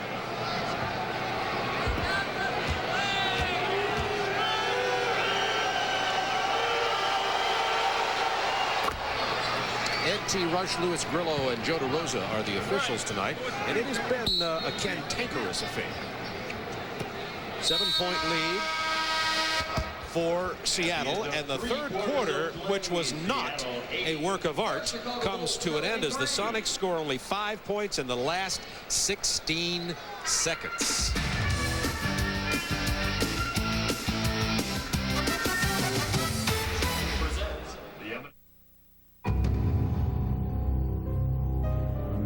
The scoring pace down to their pace in the third quarter and pulled at 1 point to within 3 points of Seattle, but they trail by 7 going into the final 12. Well, in the first half, the Sonic bench outscored Chicago 20-9. Now, right here, at the end of that third quarter, the Sonics go close to 4 minutes without scoring. But in order for Chicago to close the gap, they had to have Kukoc and Pippen out on the floor in order to do that. Kukoc taking Detlef Shrimp to the hole. Now that was a great shot because the spin of the basketball, it crawled up a couple of inches on the board. That was a beautiful move. Kukoc, very good hands. Perkins for 3. Shrimp with the tip in. Detlef has 15. And once again, Kukoc not blocking out his man, just turned and looked. Wennington in the game, gets the feed, and he's fouled by Vincent Askew. Askew's had his problems. He was suspended for a game for refusing to enter the game in the second quarter about 3 games back. Vincent Askew played for George Karl in the CBA. The two of them had a pretty good relationship, and George Karl said, I didn't quite understand where his emotional distress came from, but when a player refuses to go in a game at a time like that, I have no choice but to give him a suspension. Absolutely. Now, you know, he's very responsible for Askew's career. I mean, he was MVP for George 2 years, 90 and 91 in the CBA, and then George brought him to Seattle. So, you know, you just can't have players saying that they're not going in the ballgame. Marciulionis open for the jumper. Rebound, Askew finds Perkins. When you get suspended and it turns out to be quite a few dollars, it's 82 into your salary. 19,000 for Askew. I think the next time you'll think about it. Maybe you're not going to give it such a quick answer. A little better than a $500 fine. Kukoc. Bulls looking out of sync tonight. Of course, a lot of that, here's an illegal defense again. A lot of that is caused by this scrambling Seattle defense. They rattle everybody the way they play the defensive success. See, the players have adjusted to the 3 rules. They've all adjusted to the 3-point shot. The shooting percentages are up. They've all adjusted to the hand checking because we only have 4 more fouls per game than we had last year. But the thing that no one has adjusted to is this zone call. Any good defensive team will always rotate to the ball. Now you can see right now the scoring, you know, has hardly changed at all, and the 3-point field goal attempts are up, which you would expect it. And the personal fouls, only 4, is hardly anything at all. But the key are the 2 technicals per game. Backdoor. Kukoc slides in behind Shrimp. Pete Myers hits him with the pass, and the Bulls are within 2. The crowd has come alive at the United Center.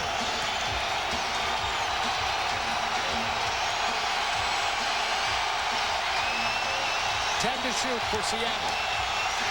Turnover, Bulls on the run. Bushler has Myers, takes it himself, misses it at the tip-in. Actually went off the hand of Shrimp. They'll credit it to Pete Myers. Good call, Bob. Tied at 82.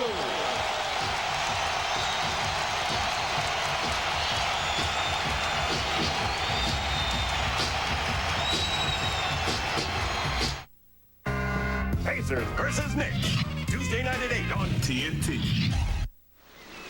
Bud Ball's on. Gotta build a TV. Oh, I'm not gonna miss this. Oh, no. I'm gonna build a wide screen with color, stereo sound. Then we're gonna build the big speakers. At the end of one, Bud Light leads 7-0. One action. Get your game card where you buy Bud and Bud Light. Iggy, this is amazing. You could win $1 million. Yeah, but something's missing. Now what are you guys looking at? I had a confrontation with the teacher. Really? It was so hard for me to go to that teacher's class and look her in the face, and I didn't even take the final exam. I think what we have to remember, they're there to help you. I know. I'm not an A student, but, you know, I do my best. Do you feel now that you could kind of go to that teacher and possibly make amends to give you a clean slate to work with as opposed to looking at what you've done in the past? Yeah. Then I think that's where you have to be a little self-confident. If you can honestly say that you're giving it your best, then I think that'll make it a lot easier for you. So, what's the newest thing from Foot Locker? It's a chance to vote for which NBA players go to the All-Star Game, to go to All-Star Weekend in Phoenix with 3 of your friends, to take a 3-point shot for $1 million. $1 million. Thank you, Foot Locker. Because the newest thing from Foot Locker is the $1 Million Shot Sweepstakes, and the official NBA balloting headquarters is right where you'd expect it to be. Foot Locker, where it all begins.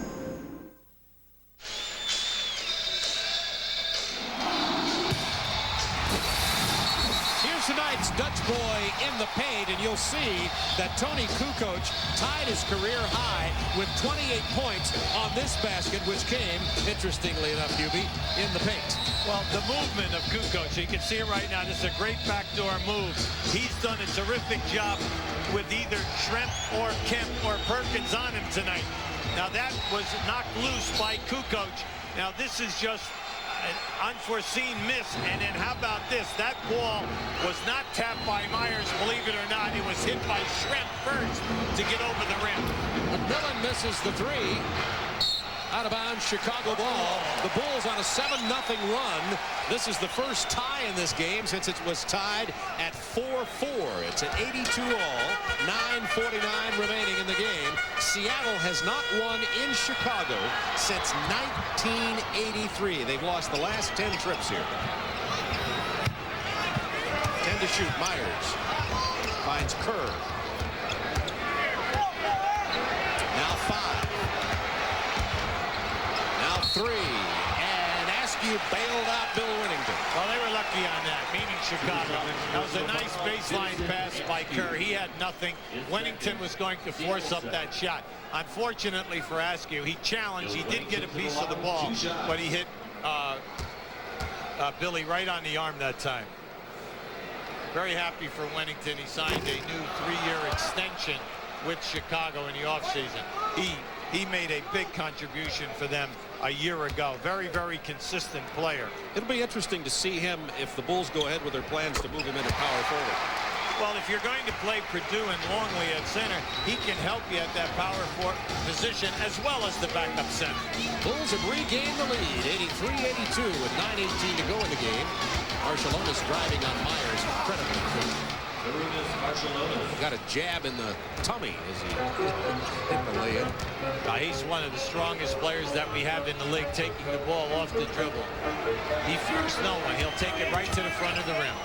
Kukoc hits Winnington cutting to the front of the rim, who made one pass too many, and now the Sonics on the run.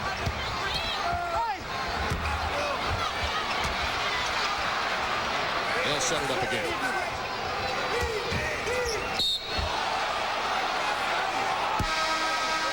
Good Schrempf call. on the drive is fouled. Good call. He was bumped with the lower body that time. Bulls personal foul, Bill Winnington. It's on Bill Winnington. When Seattle, with the small unit, shoots and misses, they must crash the board. They have Nate McMillan going out right now. But if you crash the board with this group, your quickness can beat them. Askew backing Bushler in. Getting an easy basket. Oh, he loves to do that. They have so many guys who post up. Like you mentioned earlier, George Karl said, they fight for the post-ups. They have to get in line. Yeah, because so many of them play well with their back to the basket. Bushler on the cut. Got the pass from Winnington. Knocked out of his hands. Sonics on the run again. Payton to Marciulionis. Double clutches. Bushler rebounding. Sonics by 3. See, they've got this game scrambled, and Seattle loves it like this. Trying to get it to Wennington against Perkins. 10 on the clock. And Perkins fouls Wennington. I think Wennington absolutely surprised Perkins that time. I don't think Sam ever thought that Wennington was going to take a hook shot. But he really did. He was going to release the hook. See, as he makes a step, you know, he was going to take it right there. Look at the look on Sam Perkins' face. Perkins has had a very tough time. His sister and his mother both passed away during the past year, and Perkins has had a tough emotional time with his personal life and has had to play through a lot. His scoring and rebounding is down some this year, and you have to think that has affected him somewhat. There's the news on Atlanta. Wilkins with the NBA record 939th win, passing Red Auerbach, and Lenny lit up a cigar in the Omni in Atlanta tonight. I'm sure Red would join us in congratulating Wilkins for breaking his record. Well, anyone who's ever met Lenny Wilkins, coached against him, played for him, admire him tremendously, and could not have happened to a finer fella. And as you know, he's going to be around for many more years. Yeah, he's going to get 1,000. Marciulionis from the corner. Well, they better adjust their defense right now, meaning Chicago, on Marciulionis, because he has the field this evening. He had only 2 at the half, but has 6 points since then. See, this group is out of sync about what they want to run out of the triangle. Myers launches a 3. That's not his shot. Shrimp with a rebound. Sonics by 3.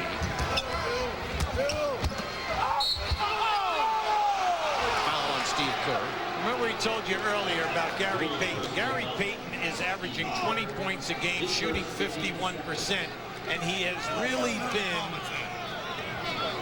missing in field goal attempts in this ballgame. Bob Neal, Hubie Brown with you from the United Center in Chicago as Payton goes to the free throw line. He has only 8 points in this game. The Sonics with their 3-point lead. We have another sellout crowd here of 23,000 plus at the United Center. The Sonics have come in here with a 2-game road winning streak, beating Washington and Cleveland, but have not won here in 10 years, leading by 3 with 7:14 to go.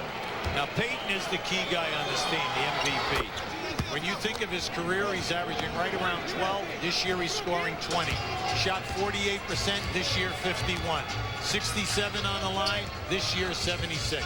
Key categories all up, plus the defense is there night in and night out. Kerr from the corner. That ball was stripped by Pete Myers, then won back by the very strong Rooney Marciulionis. Seattle has the game scrambled, Hubie. Kerr with a steal. He stepped into the passing lane and gets the layup. Careless pass by Sean Kemp that time. Never thinking that Kerr would shoot the passing lane. Seattle by 2.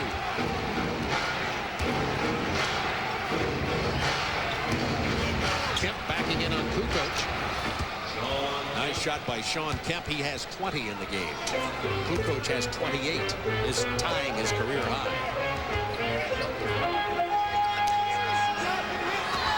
Nice. To Wennington. Kerr hard to the hoop. Wennington runs down the rebound, and then Hook passes it to Kemp. 3-on-1. Marciulionis takes it all the way. When you see Marciulionis, you know his game. When you have seen him play for the Soviet Union all those years, when he's out on the break, he is not passing.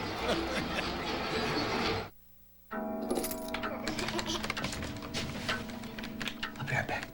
Okay.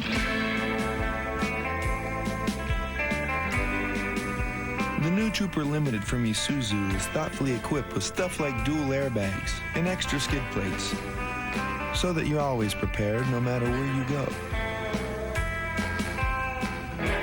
You may already be a $10 million winner. Even if it's just down to the corner. Hi, I'm Bridgette Cooper with this Comcast in the Fast Lane update. The cable industry has changed a lot over the years, and one of the more positive changes to come about has been an improvement in customer service. In particular, Comcast has made a tremendous commitment to customer service.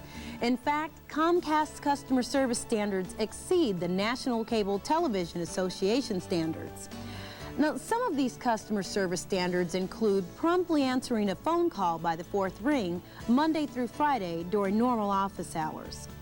And Comcast will respond to service interruptions promptly within 24 hours of a call. Comcast customer service standards are, in fact, stricter than most other companies because Comcast is committed to serving its customers in the most friendly and professional way possible.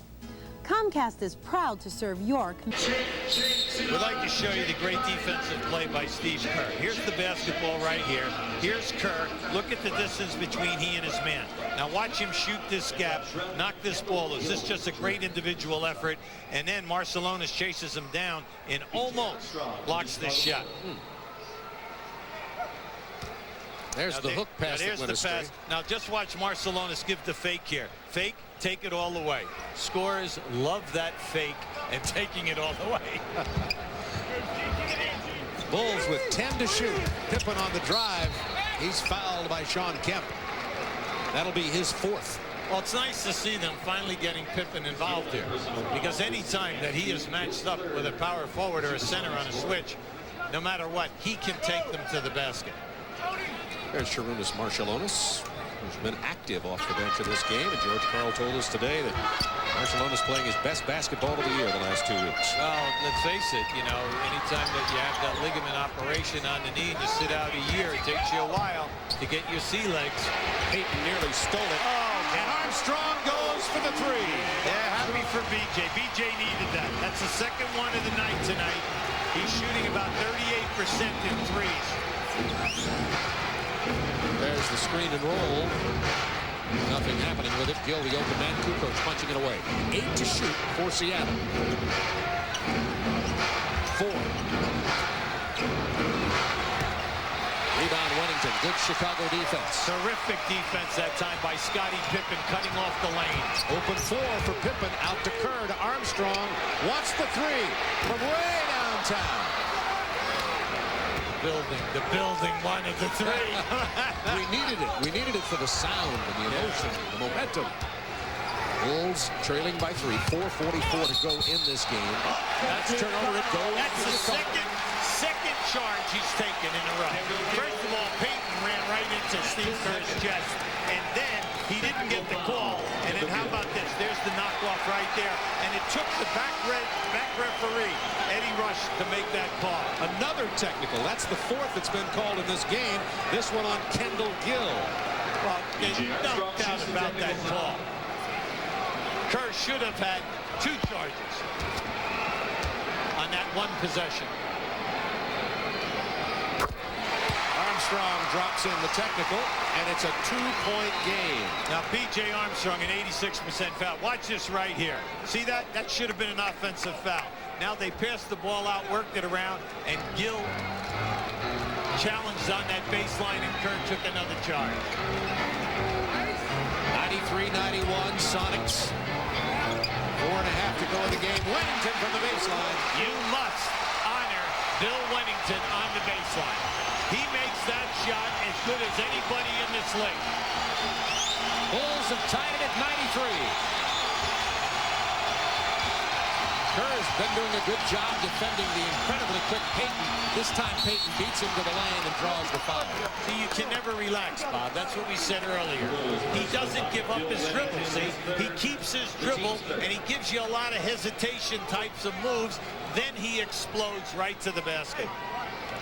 Now keep an eye on this. Now you see Kerr's doing a nice job, but there's the alley, and Peyton will take it all the way. Remember now, leading scorer on a team, 20 points a game.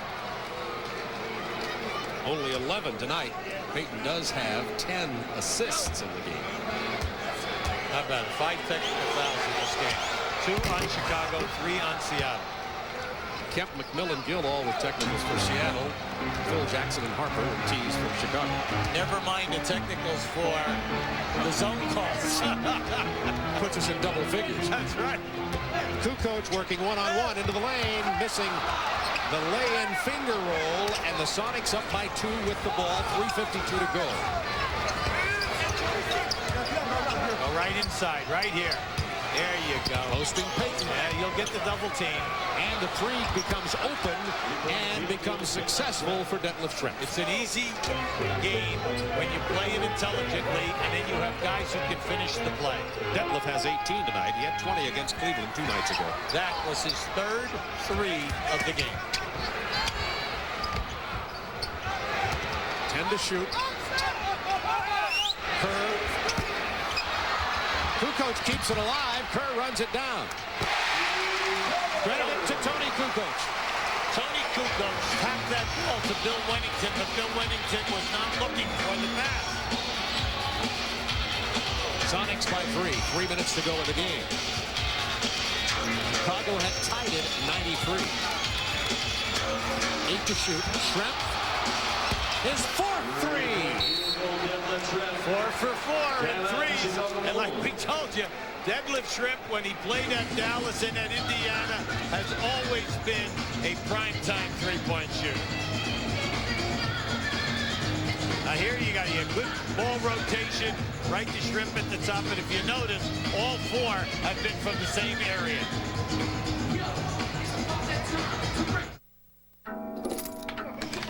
Now here is Gary Payton with B.J. Armstrong. We told you this all night long. Once this pass goes in, Scottie Pippen must come back and trap because of the threat of Payton taking B.J. to the basket. Now once that ball goes in here, that opens up the three-point shot. Detlef, we told you, is on a roll. 4 for 4. Steve Kerr all the way to the hoop. Dishes to Wennington to Armstrong. Kept alive again by Kukoc. He has been Mr. Everything tonight for Chicago. He sure has. 101-95 Sonics. Pippen trying to get open. We got a hold on Gary Payton. Good call. See, Kukoc exhausted that. We told you Seattle switches so much that you must notice when they have a mismatch. Gary Payton was playing Kukoc in the low post, and you're shooting the penalty. You must go down inside. See, here it is right now. No way can Gary Payton. Gary Payton's trying to front him, see, but because of his size, he's not letting him get to the spot. So Kukoc goes to the free throw line. Chicago still has, and this could be significant, a foul to give here. They've committed only 3 team fouls with 2:22 to go in the game. Kerr sits down. Armstrong, Wennington, Kukoc, Myers, and Pippen on the floor for Chicago. Kukoc drops them both, and it is a 4-point game, and Kukoc with his career high of 30 points tonight. He's really done an excellent job, Bobby. All the little intangible things that only players and coaches appreciate, he's done them all tonight. 8 to shoot. Big possession here. Double team. Ball goes out to Perkins. Here's your break. There's your break. Armstrong will pull it up. Look for the trailers. Pippen. We're going to get an over-the-back foul called on Bill Wennington. Now that is a loose ball foul. Yes. They're not in the penalty. They take the ball out on the side.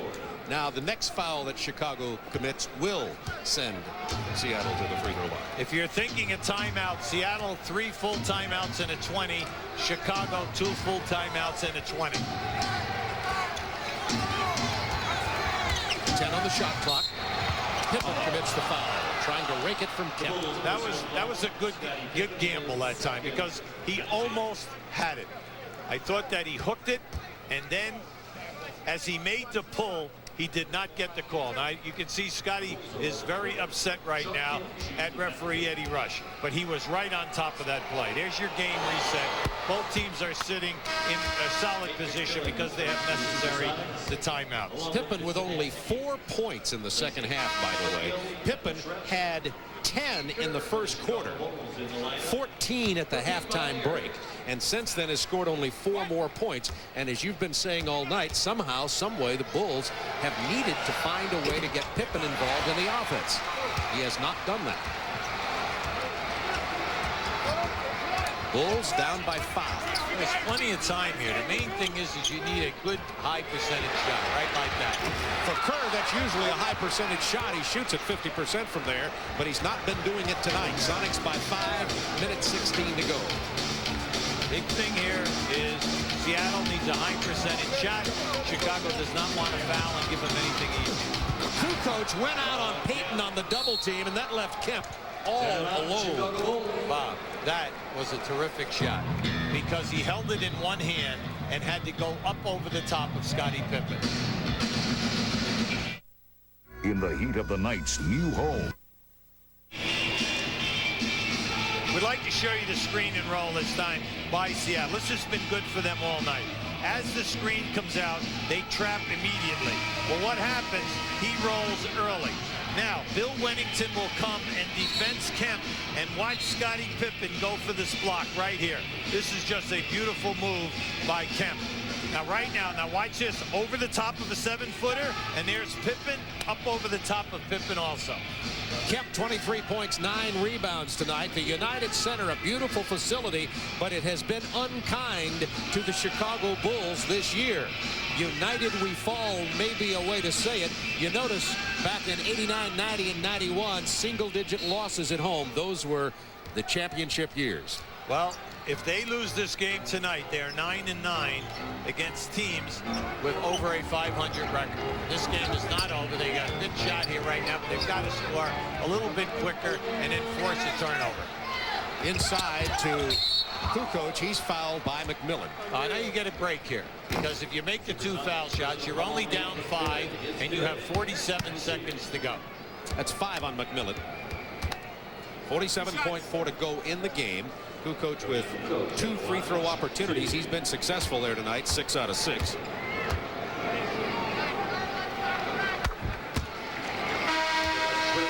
And we're going to get Corey Blunt and Pete Myers.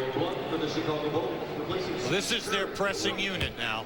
Now, if he hits this, they will go full court, probably 1-2-1-1 with Corey Blount on the ball. Pete Myers, another excellent defender who plays the passing lanes.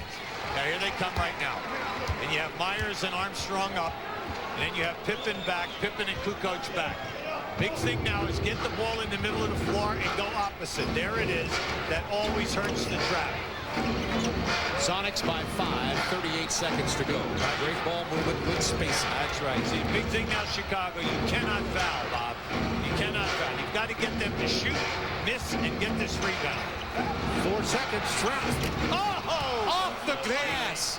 I'll tell you what, I would call that a lucky shot, except I've seen him hit it several times. Timeout, Chicago.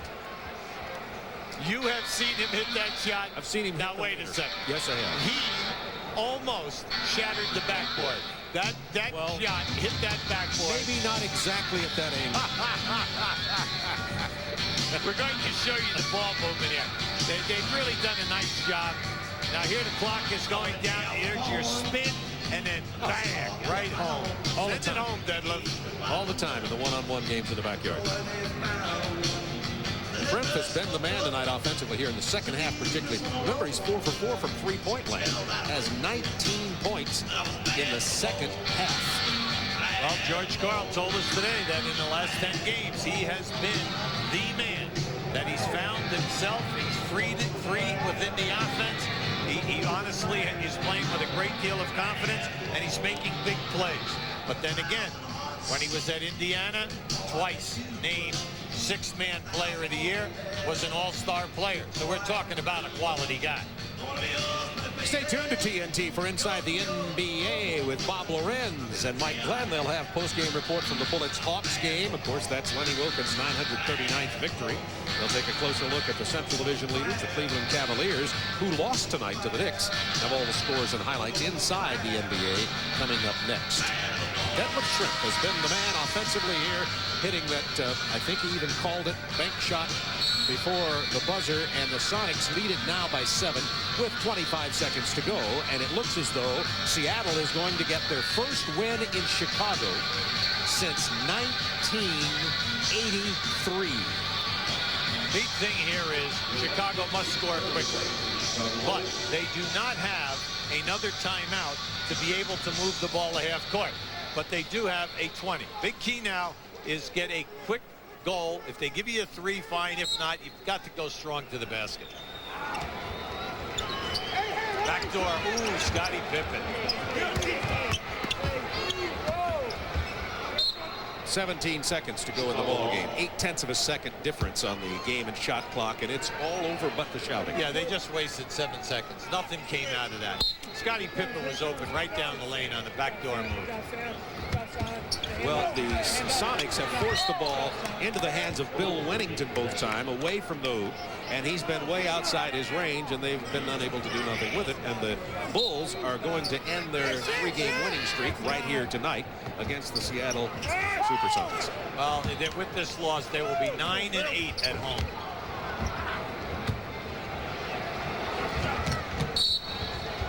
Gary Payton with great athletic ability just snared that, then was fouled by Wennington with 7 seconds to go in the game. It's over. Sonics 106-99. Now this is an excellent win for Seattle. It's a great way to end your road trip. A very tough loss for Chicago.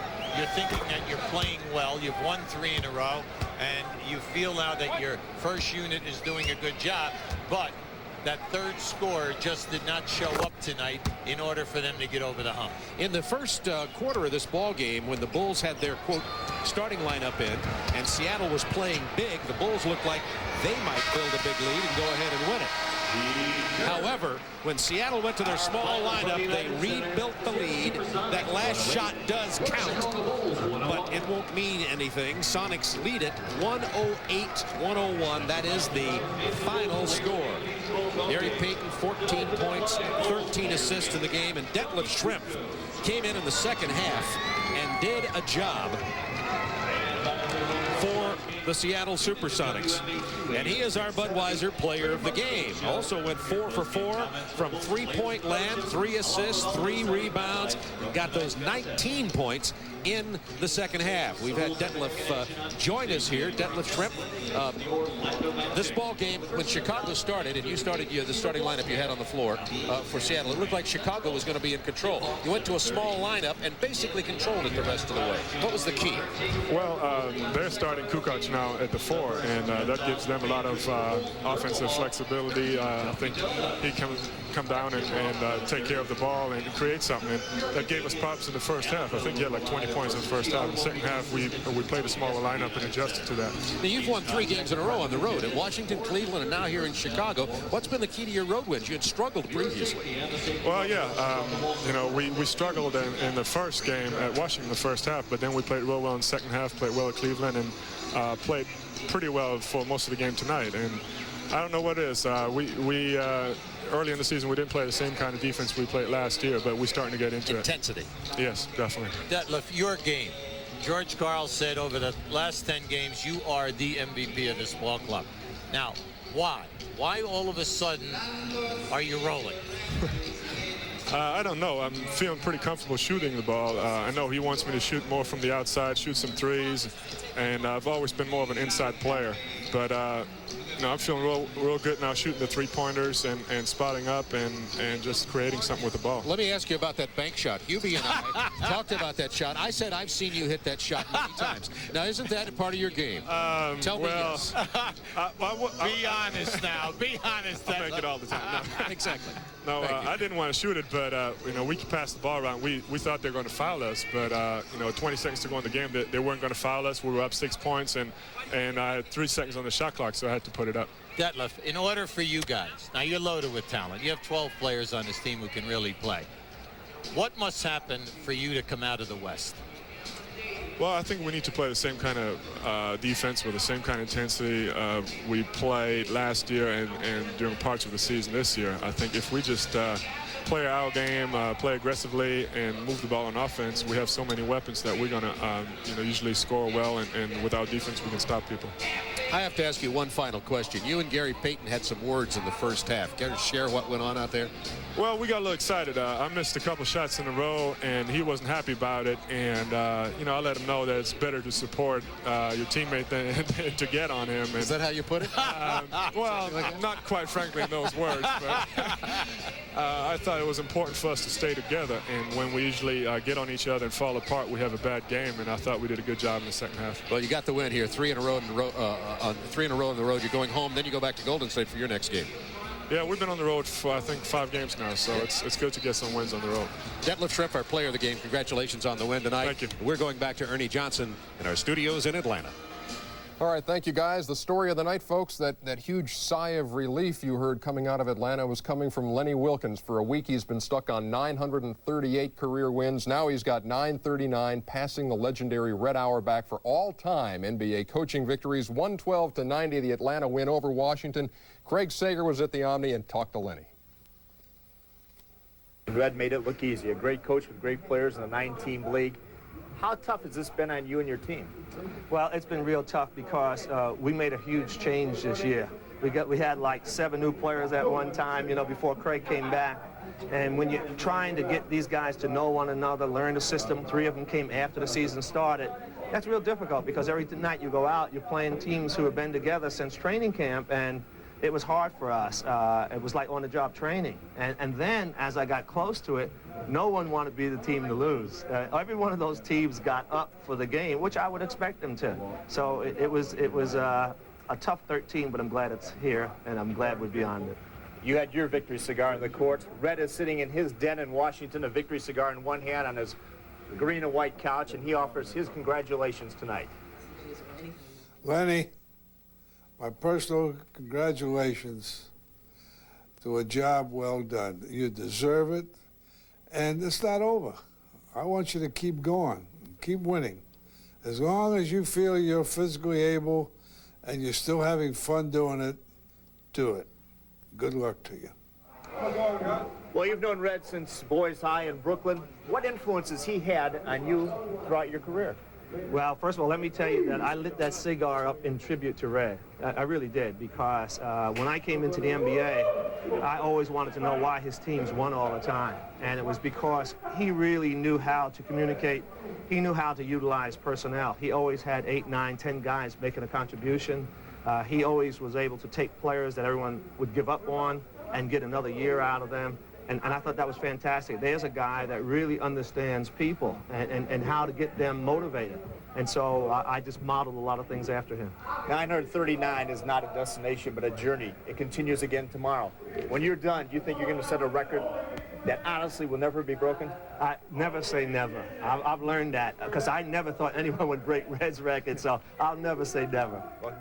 All right, 9:39 for Lenny. Much more on this record-breaking night at the Omni in downtown Atlanta. Coming up next on Inside the NBA. Let's hit the scoreboard one more time. Watch out for the New York Knicks, folks. They have won 5 straight, and what a confidence builder for John Starks tonight. 23 points all in the second half. He had 5 out of 8 from three-point range as the Knicks beat the Cavs by 10. Orlando still unbeaten at home, 15-0 this year, 18 straight overall. All over Minnesota, 121-99. The Timberwolves 1-18 when they allow 100 points or more. Charlotte went to New Jersey and came away with a 1-point win, 89-88. That's 9 losses by 5 points or less for the New Jersey Nets. Portland went to Boston Garden and won 95-92. Clyde Drexler with a 3-point play with 0.6 of a second to play. You'll see that on Inside the NBA. Still playing, Indiana and Dallas. They're in the fourth quarter at Reunion. The Mavs have an 86-78 lead over the Pacers. And still to come, the Milwaukee Bucks and the LA Lakers. Cedric Ceballos might not play for the Lakers. He has back spasms, also having an all-star year out there at the Great Western Forum. Here on TNT tonight, the Sonics, who had lost their last 10 trips to Chicago at Chicago Stadium, make their first trip to United Center, beat the Bulls 108-101. Back to Bob and Hubie right after this.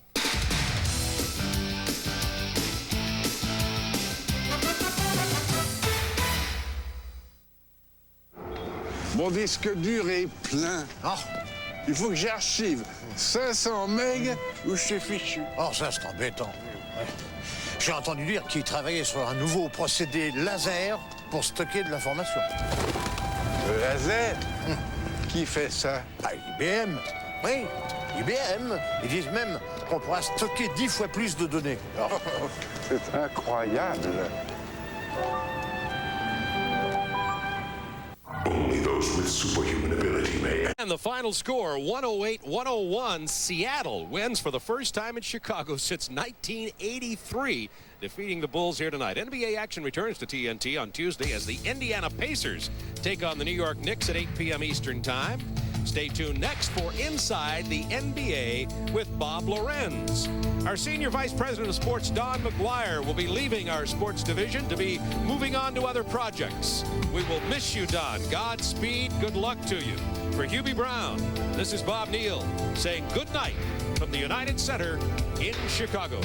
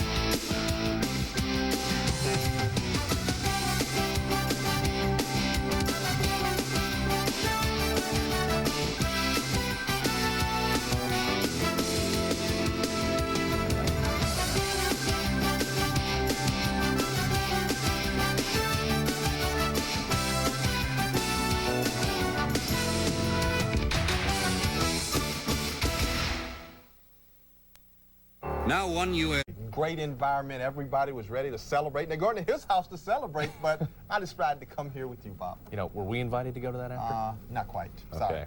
Party crashers, you know what we're going to be doing. The Atlanta Hawks fired blanks the first 3 times they tried to make Lenny Wilkens the winningest coach in NBA history. Ironically, the Hawks were finally able to get him past Red Auerbach against the Washington Bullets. History in the making in Atlanta tonight, and this is the way it went at the Omni. Lenny, yeah, he was thinking about it. They'd tried 3 times before, couldn't get number 939. Hawks up by 14 at the break, though. Then they kick it into high gear in the 3rd. Mookie Blaylock will drive, kick it out to Kenny Norman. He had 23 for the cause. Later on the Hawks break, Blaylock, the nice feed to Stacey Augmon, who finishes up. He had 16, Hawks up by 21. Good movement by Atlanta all night. Augmon out to Norman, back to Grant Long. He glasses it. Another of 5 Hawks in double figures. Just get ready. The refs say, Lenny, congratulations. We're gone. Let the party begin in Atlanta, and it did. Victory number 939, finally, for Lenny Wilkens. Tremendous history on this night in Atlanta.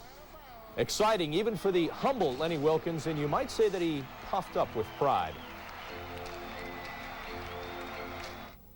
Well, first of all, let me tell you that I lit that cigar up in tribute to Ray. I really did, because when I came into the NBA, I always wanted to know why his teams won all the time. And it was because he really knew how to communicate. He knew how to utilize personnel. He always had 8, 9, 10 guys making a contribution. He always was able to take players that everyone would give up on and get another year out of them. And I thought that was fantastic. There's a guy that really understands people and how to get them motivated. And so I just modeled a lot of things after him. And it all works. There must be a tremendous sense of relief for him. And how much do you think really deep down this means to him? Oh, I think it means a lot. He was really elated during the post game. You know, I expect him to be the same Lenny with the poker face, but he was really happy and celebrating. I think this is for that backdoor burning there. Let's go to Orlando. Winston Garland throwing it away for the T-Wolves. Nick Anderson with a pick over to Penny Hardaway and gets it to Shaq. And you just clear out when he's coming through. Shaq with 34 on the night. Magic by 3. 3rd quarter, Penny sets up outside. That's a long-range one. Drains a 3. Magic build their lead to 5. And then in the 4th, they let it huge, so Shaq decides to take a seat, you might say, and he picks the nearest one available. He's in, and go ahead, just recline, because this game was in hand, Shaq. 121-99. Magic remain the only. Miller, the Dipsy do hardly Dunkaroo. He had 23. Then Miller time from 3. Pacers, after this, go into the 4th with a 2-point lead. 4th quarter, under a minute to go. Hakeem down low. He can use Dale Davis, and he does. He had 27. Rockets down 2 under 20. Ori misses. Hakeem misses. Miller gets the ball, and nobody fouls him. You got to foul him. Throws it down court. Dale Davis all alone for the hoop and the foul. Final 88-83 Pacers. That up and down trend continues.